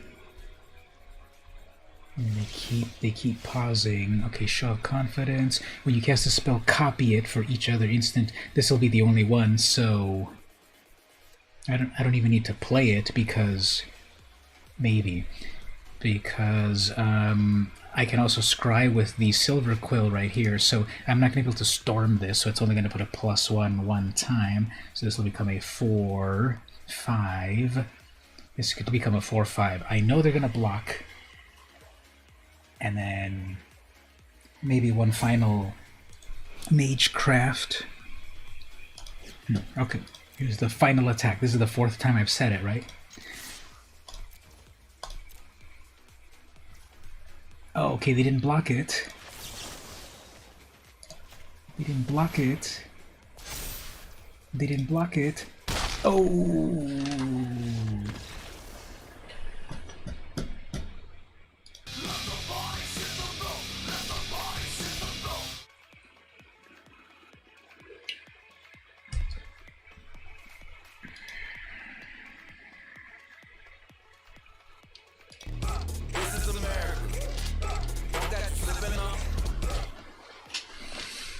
Final unblocked instant. Final unblocked instant. This deck is doing pretty well overall. Yep, we're already at... Why does my text look weird again? This deck is looking pretty good, and I think it's time for a code giveaway.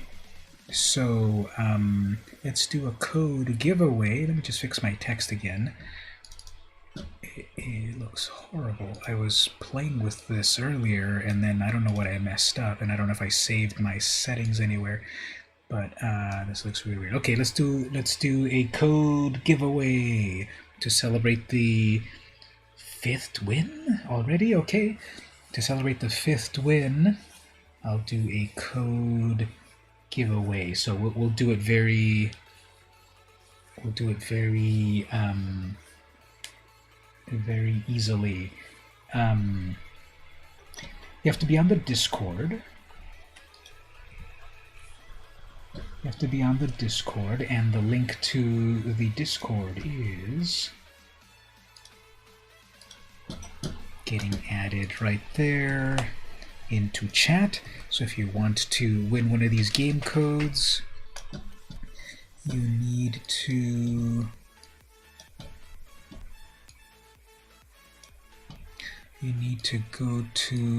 join the Discord.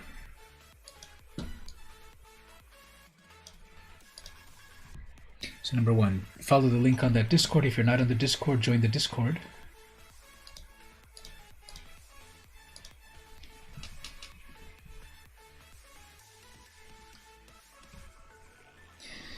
And then we'll make it easy here.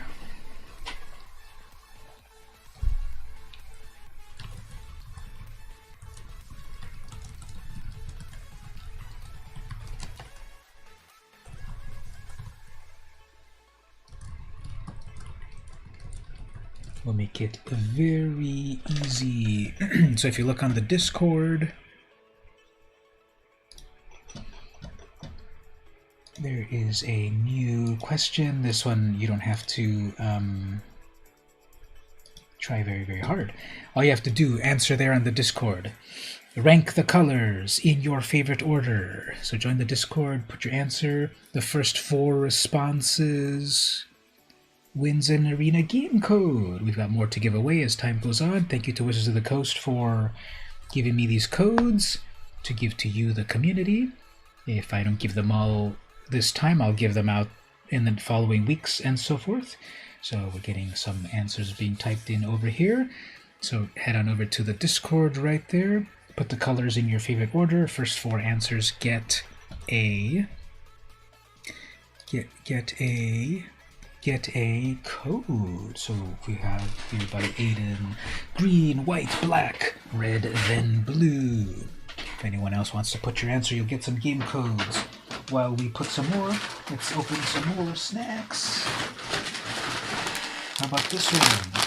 Japanese rice crackers. Himemaru brand or flavor, I don't know, but Japanese rice crackers from Amanoya brand up there. These are product of Japan. Got an answer from Mark. You're going with black, red, green, blue, and white. Is that answer? We got another answer from Akaspi. Green, white, red, black, blue. Cool. You three have won codes. I'll annotate that one moment, but let me open these up. Now, I did see the ingredient earlier because I'm always wary about Japanese snacks because they often have some sort of seafood in them. I'm not a seafood person. It did say it had bonito flavor, which I think is some sort of seafood thing.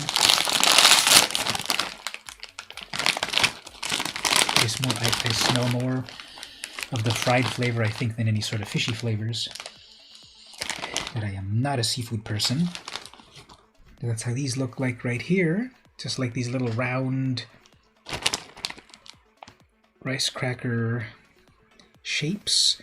On the back side, they actually have a big old concave indentation to them. I don't know if that will focus, but there's one of those, so let's give that a try.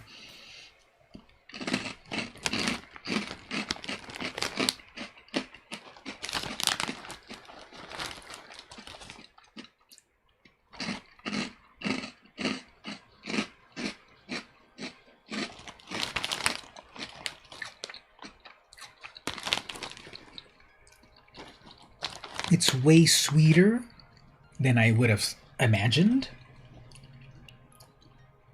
It has some very good umami flavors, very good rich mouth sensation. Very crispy, very crunchy.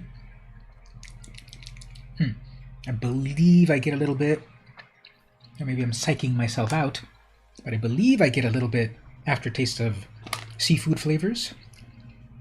Again, it does have bonito flakes, I believe it said.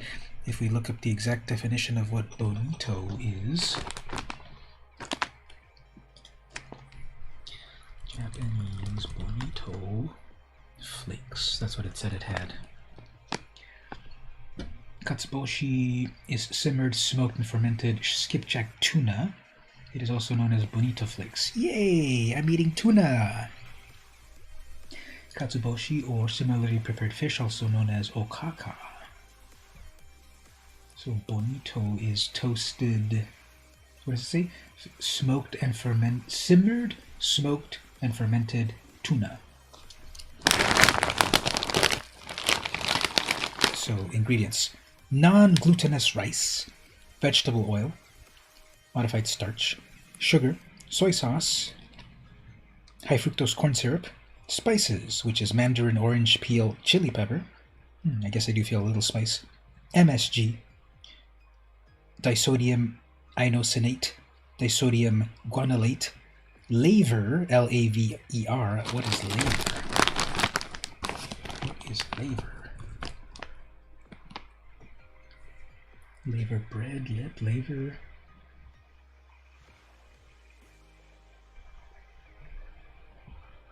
It's a type of seaweed, maybe? Laver.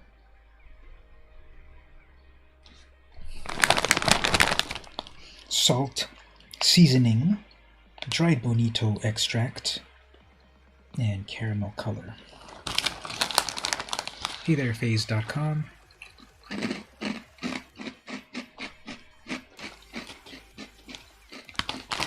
Bonito flakes are amazing on okonomiyaki. Okonomiyaki. Yeah, they don't have a lot of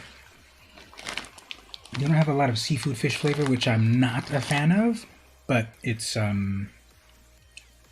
It's good. It's very crunchy, very enjoyable. Thank you for joining. I just started Snack Chat before we get back to the gameplay, and I'm also giving away some arena game codes. You still have a chance to win an arena game code, 3phase.com. All you have to do is go over to the Discord. If you're not on our Discord, people have different names on different places. I'm very boring. I'm VM Campos everywhere. Join the Discord. In the Discord, there is a contests channel, and the last question that I asked was rank the colors of magic in your favorite order. The first 4 respondents will win an arena code. You do have a different name on Discord. So yep, we have one final slot. We've already got 3 answers. You can be the 4th one if you answer on the Discord right there in the contest section. Not only am I eating some of that Japanese rice snacks, but I'm also washing it down with some Hello Kitty fizzy pop cherry lime flavored beverage.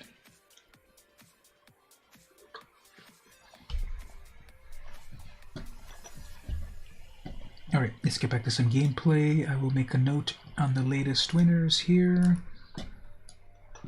We got... Oh, okay, your heel star there. Very cool. I gotta keep everyone's names straight. So we got Aiden with the next one. Then we have Mark. Then we have Caspi.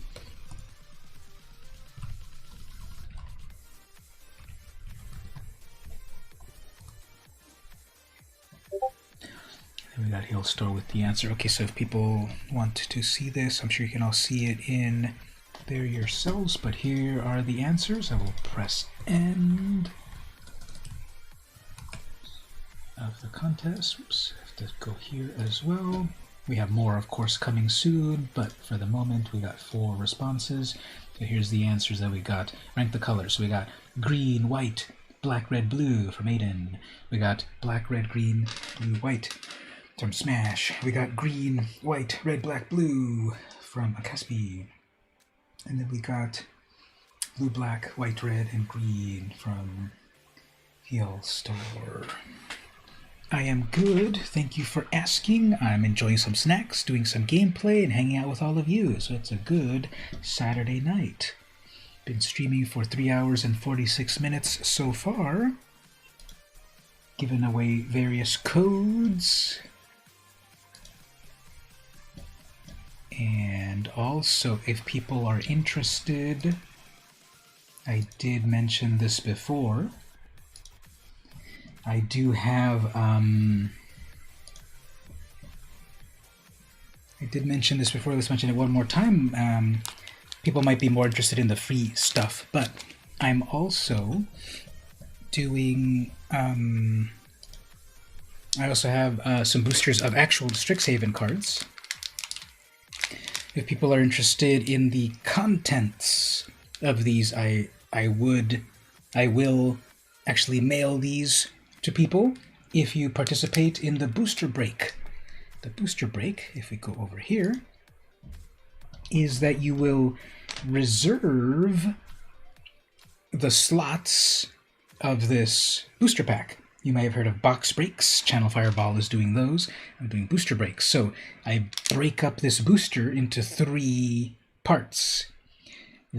Someone can get all of the commons, all of the uncommons, or all of the rares. And by rares, it's either the rare or mythic rare, plus the mystical archive, plus the land, plus the foil card, plus the special card, whatever, right? So there's 3. The common, the uncommon, and then the rest. There's 3 slots. In order for you to get one of those, and I'll open it live on the stream so you see what you got, you need to either, on Twitch, you need to either cheer 100 bits to claim all of the commons, or cheer 300 bits to claim all of the uncommons, or cheer 500 bits to claim all of the rares of this booster unopened. It's never been opened. If you're on YouTube, most of you are on YouTube at the moment. If you're on YouTube, you can press the super chat. You can super chat for 99 cents, put out a shout out, whatever you want, 99-cent super chat, and you will claim the common. If you do the $2.99 super chat, you will claim the uncommons, and if you do the $4.99 super chat, you'll get the rares. So if you pay the $4.99 or the 500 bits, you're guaranteed the rare. Now that means, if we look at the, and I've got 4 of them in total, if we look at the price visualizer,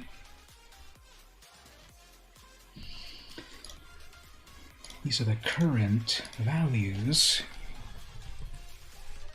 If we assume just the regular possible cards. Belladros Witherbloom, $20. Gazaleth Prismari, $20. Professor Onyx, $20. Jadzi, Oracle of Arcavios, $13. Kazmina, $13. Wandering Archaic, $12. Mila, Crafty Companion, and on the other side we've got Luca, $9. So even if you go at the highest $5 tier, there's so many possible cards that you could get for yourself. You can get some cool Sam McKinnon art, Rowan, etc. Now, you never know what's in these boosters, and what could be in these boosters are, we also have the ability, there's some various variants. Might these have these variants? Maybe? There might be one of the special variants. But again, we could have the Belladros, Professor Onyx, Extus, Jadzi, Kazmina, Galazeth, Body of Research. And what will be included in the 3rd slot, the 500 bits slot, is the Mystical Archive. And that could be the $149 Demonic Tutor, or the, I don't know why it counts, it's definitely not going to have the Japanese ones, and this is not a Japanese booster. Why does this show the Japanese plus the US? Okay, so in the, I got the Tainted Pact right now in Arena, and I wish I got it in real life, because that's $60. Demonic Tutor for $52. Teferi's Protection, etc. Lots, even the least valuable one down at $2. Tendrils of Agony. There's so many there. Abundant Harvest. Faithless Looting. So that's what the box break is. By popular demand. This booster has not been claimed, so if anyone wants to claim it, as I said there, via the Super Chat or bits, you can do so. Yeah, they're so good, aren't they? There's so many good ones that I want. You'll have to memorize what the card is, but like this one, that's Teferi's Protection. But yeah, that's what that is, in addition to the codes that I'm giving out. But let's get back to the gameplay. We were on a roll. 5 wins so far with this black-white sealed deck.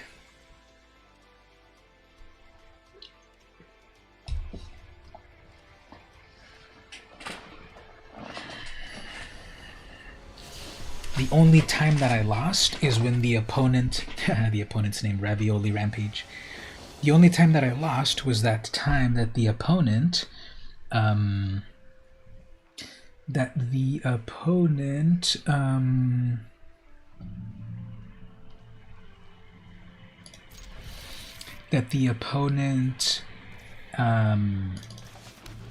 cast an instant out of nowhere to do the final 2 points of damage, just like I did the same a moment ago on my last game.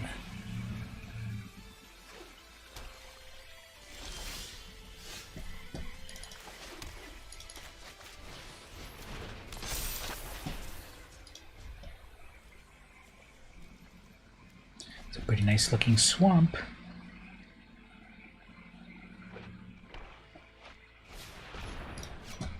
Cultivate. Okay, looks like they're trying to play some sort of multicolored shenanigans. So far they have swamps, they have... I guess not, but they just needed to ramp. And my side was very slow, but we've got stuff, so...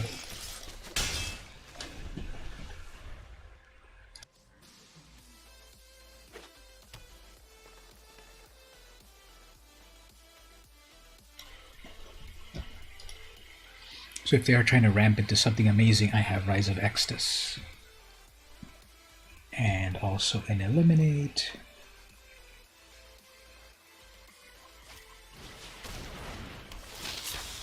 Callous Blood Mage is okay. So let's eliminate that.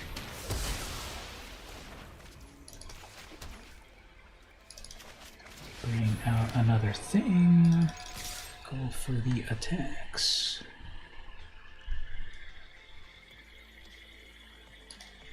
Yeah, this is the library of something or other.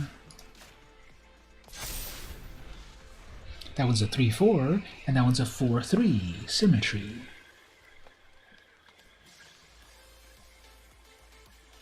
Thanks for hanging out, Stevie. Enjoy the stream. We'll try to win some more in your honor. Hope to see you again next time. Oh man, I got flunked.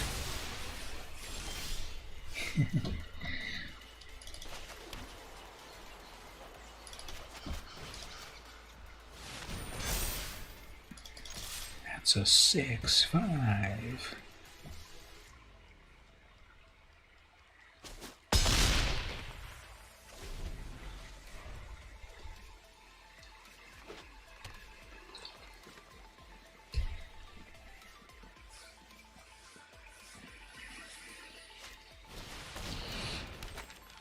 Okay, mana rock, but they could easily just crack it and get a card off of it. Use one of these orators. That's a sorcery, so I could probably scry. Let's see what's on their side. They can also exile their ingredient out of the graveyard.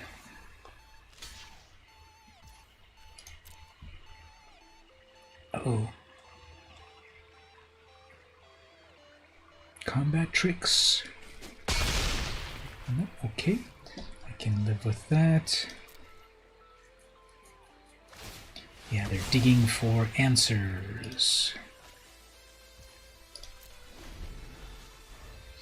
At the end of their turn, set a stop because I want to scry.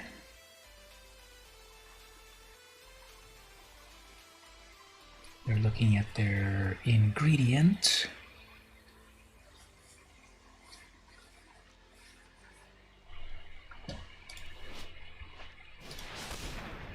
Create a 6/6, okay. Haha, T-Bone just subscribed, thank you for that.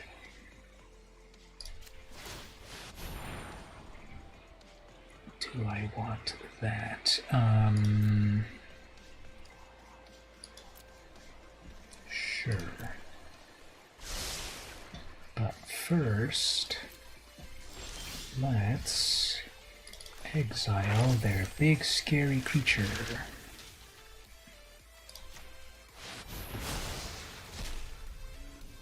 And we will learn into that expanded anatomy has been working pretty well.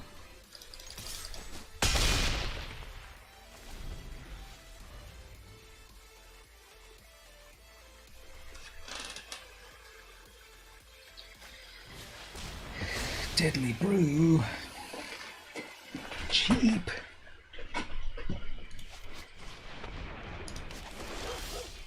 Okay, so the tables are turning. None of those are good. Neither is that. Okay, so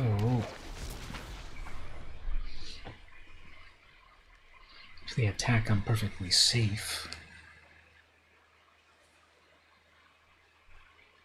20 life.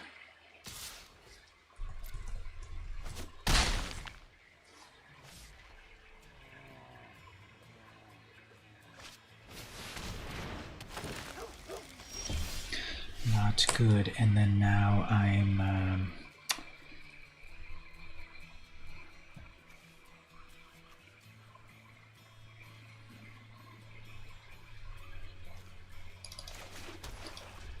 okay, well, hopefully this isn't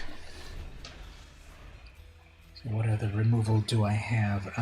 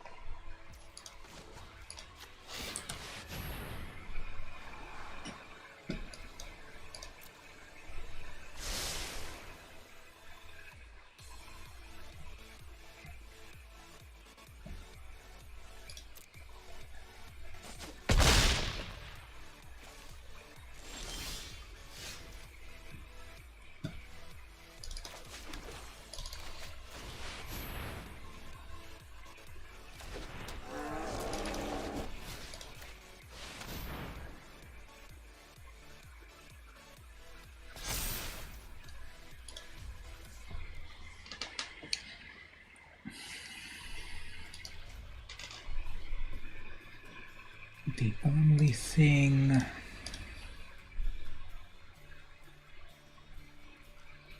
I have to block everything or else, and no, they have removal on that, so I'll just have a 2-2. If they kill my 5-5, I have to... I'm dead, but okay.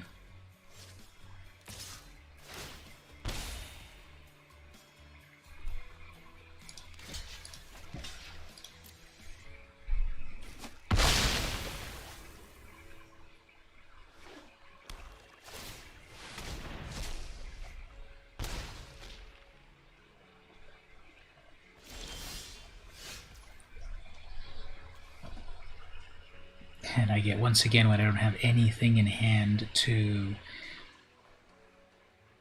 be able to use that, it will only make it'll only make it +1. It'll make it into a 3-3 if they attack with both. Then I'll be able to scry as well. So, well, let's see what happens.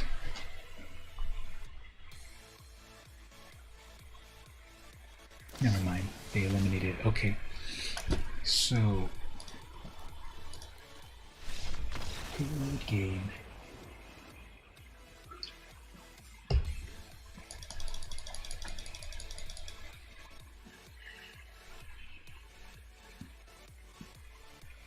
Okay, well, we're so far only 2 losses, but 5 wins. Let's keep going. See if we can get to that 6th win. There's been a lot of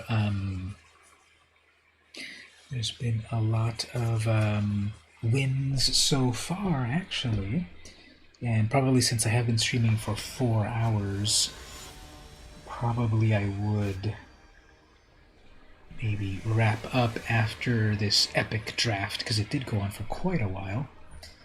Yeah, exactly. It did.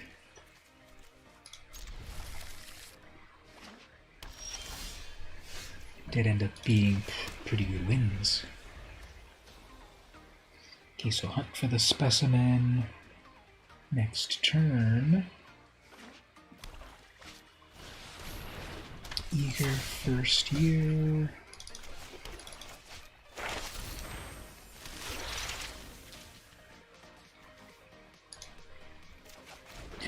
I was laughing at the name of this card, but it's actually been working very well. Give something +2/+2 and vigilance.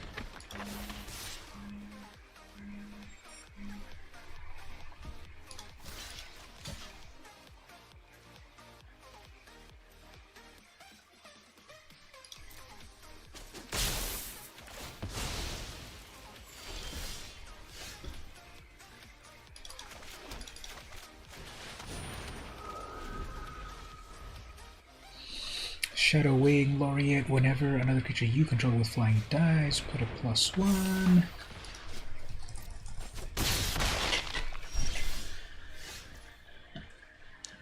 Okay.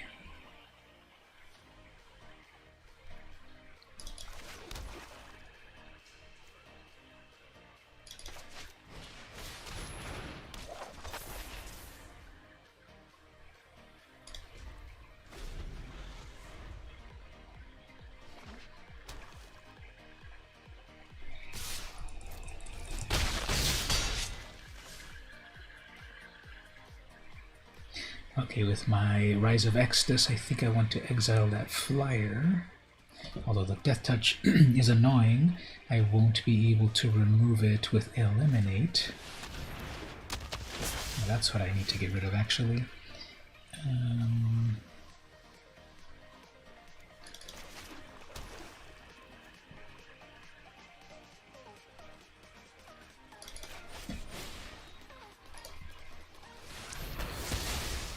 I guess what I need to do is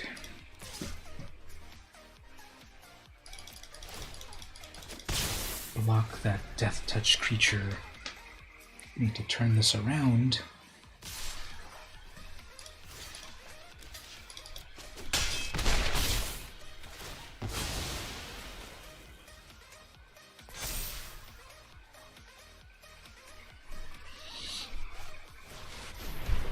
Oh, another Spiteful Squad. Okay.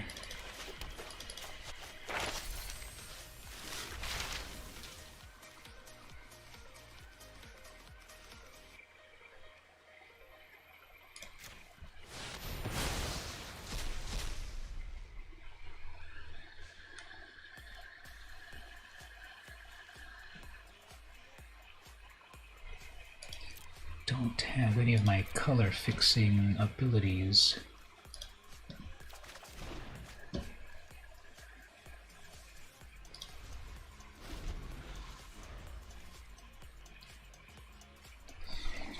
I can take a guaranteed 4 damage, or I can remove one thing. I'm gonna have to remove this, so then there won't be a target for that to go on to.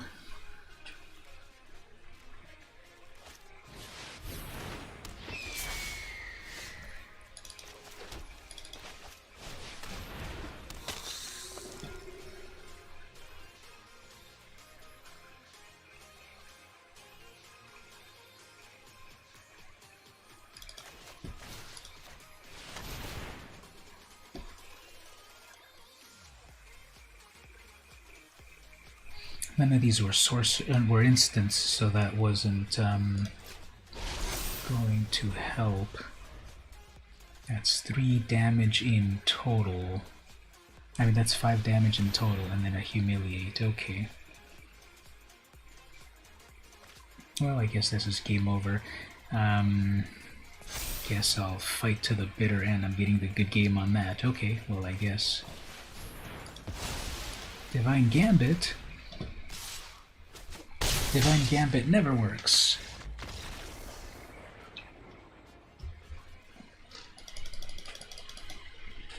It's not a gambit if you know what's in the opponent's hand. So that's the Divine Gambit is the card that exile a thing, and then the person puts a permanent onto the battlefield. So obviously the with no permanent, then it works great. Right, well, 1,600 gems and then 3 packs. Let's open those packs, and then that might be, after a 4-hour epic stream of playing a bunch of Strixhaven, that might be a good spot to wrap things up. Here's that pop quiz. The art on that is pretty fun. Draw a card and then learn. Grinning Ingus. It's a 2/2 elemental. Return Grinning Ingus to the owner's hand. Add that mana. I like the art on this. This is kind of a cool pose on the character. Silver Quilt. Apprentice, 2 mana, Magecraft, 2/2. Whenever you cast or copy, target creature gets +1. Target creature gets a +1. So Magecraft and give something a +1. Retriever Phoenix, 4 mana, 2/2. Flying in haste. When it enters the battlefield, if you cast it, learn. As long as this is in your graveyard, if you would learn, you may instead return this. So you can keep, again, a phoenix that keeps coming back to life. And then the rare is Mana Tithe. 1 white mana, instant, counter a spell unless you pay 1. So the white counter spell. The card that Mark Rosewater said was a mistake, but they keep printing it. So we got the Mana Rock, Eureka Moment, got all of these first day of class. 1 and a red instant. Whenever a creature enters the battlefield under your control, this turn, put a +1 counter on it, and it gains haste. Golden Ratio. Show of Confidence. Whirlwind of Denial. The rare over here is Dream Strix. 3 mana, Bird Illusion. It's a 3/2. It's got flying. This becomes the target of a spell. Sacrifice it. And then learn. And the final booster here. So my system says I've accumulated 18.5% of Strixhaven. Stonebound Mentor, 3 mana, 3/3. Whenever one or more cards leaves your graveyard, scry 1. Inkling Summoning, make a 2/1. Flyer. There's that make your mark. Target creature gets +1. If it dies, you get a 3/2. People played that a few times during the game, right? Spine Karak, it's a 2/4. Plumb the Forbidden, 2 mana as additional cost. Sacrifice 1 or more creatures. When you do, copy this. For each one sacrificed, draw and lose a life. So, if you have a bunch of pests or whatever, you can sacrifice them, gain life, then draw cards. Team Pennant. Equipment, +1/+1. Gives a creature vigilance and trample. Costs 1 to equip onto a token, but costs 3 to equip onto...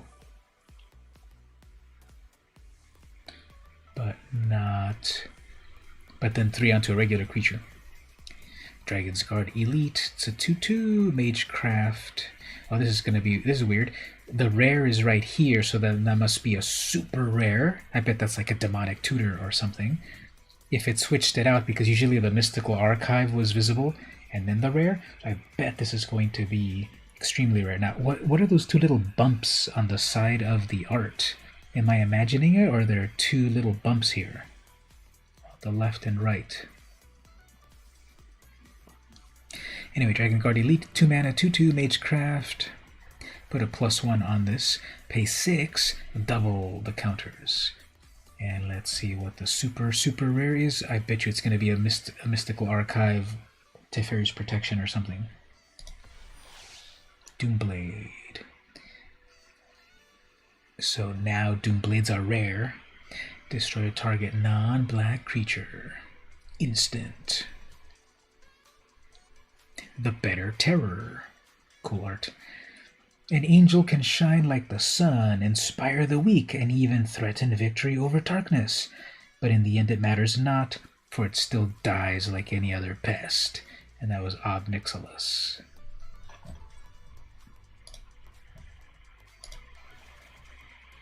Okay. So that was the virtual booster pack.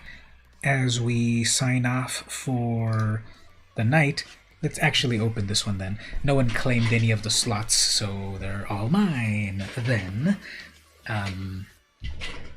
Let's open this one up. Let me fix my camera here.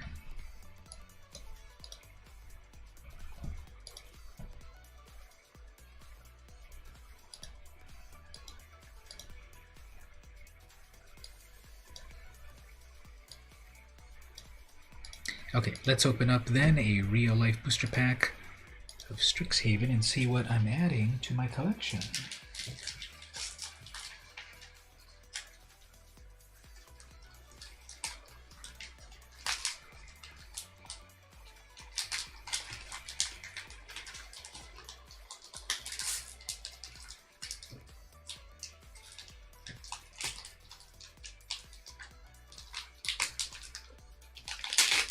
Feels like they're making these harder to open nowadays.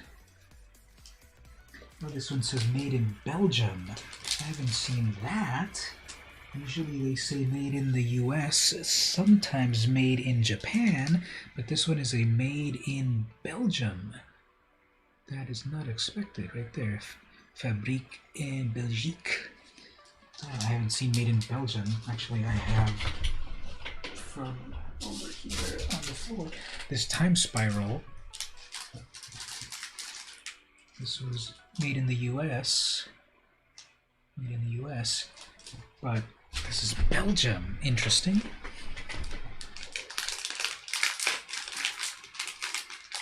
people were saying that the foil versions of these cards seem better quality than ever, so maybe they went back to getting these manufactured at Cartamundi, which was the first manufacturers they had. Okay, so we've got the Cram Session, 1 and a Witherbloom mana. You gain 4 life, sorcery, and learn. This little guy looks weird. Make your mark, we just saw this one. Gives your creature +1. If it dies, make a 3/2. We have the common Witherbloom Campus, comes in tapped. Gives you Witherbloom mana, or pay 5 and a scry. And there's a Professor of Zoomancy. Look at this bear. 4 mana, 4/3. When she enters, create a pest, and so forth. Arcane Subtraction, 2 mana. A creature gets -4, -1, and then learn. Lash of Malice, that's the one that killed me that one time. Gave their creature +2. Actually, this is too overexposed. Let me change the settings a bit.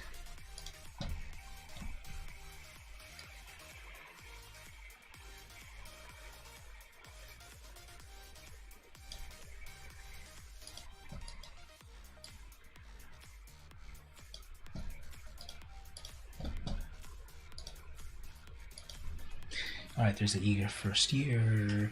Dragon's Approach, 3 mana, sorcery. Deals 3 damage to each opponent.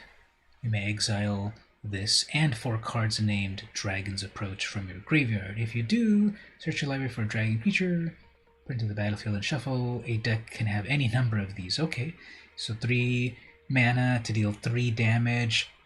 Exile 5 in total, and then go get a dragon. That's weird.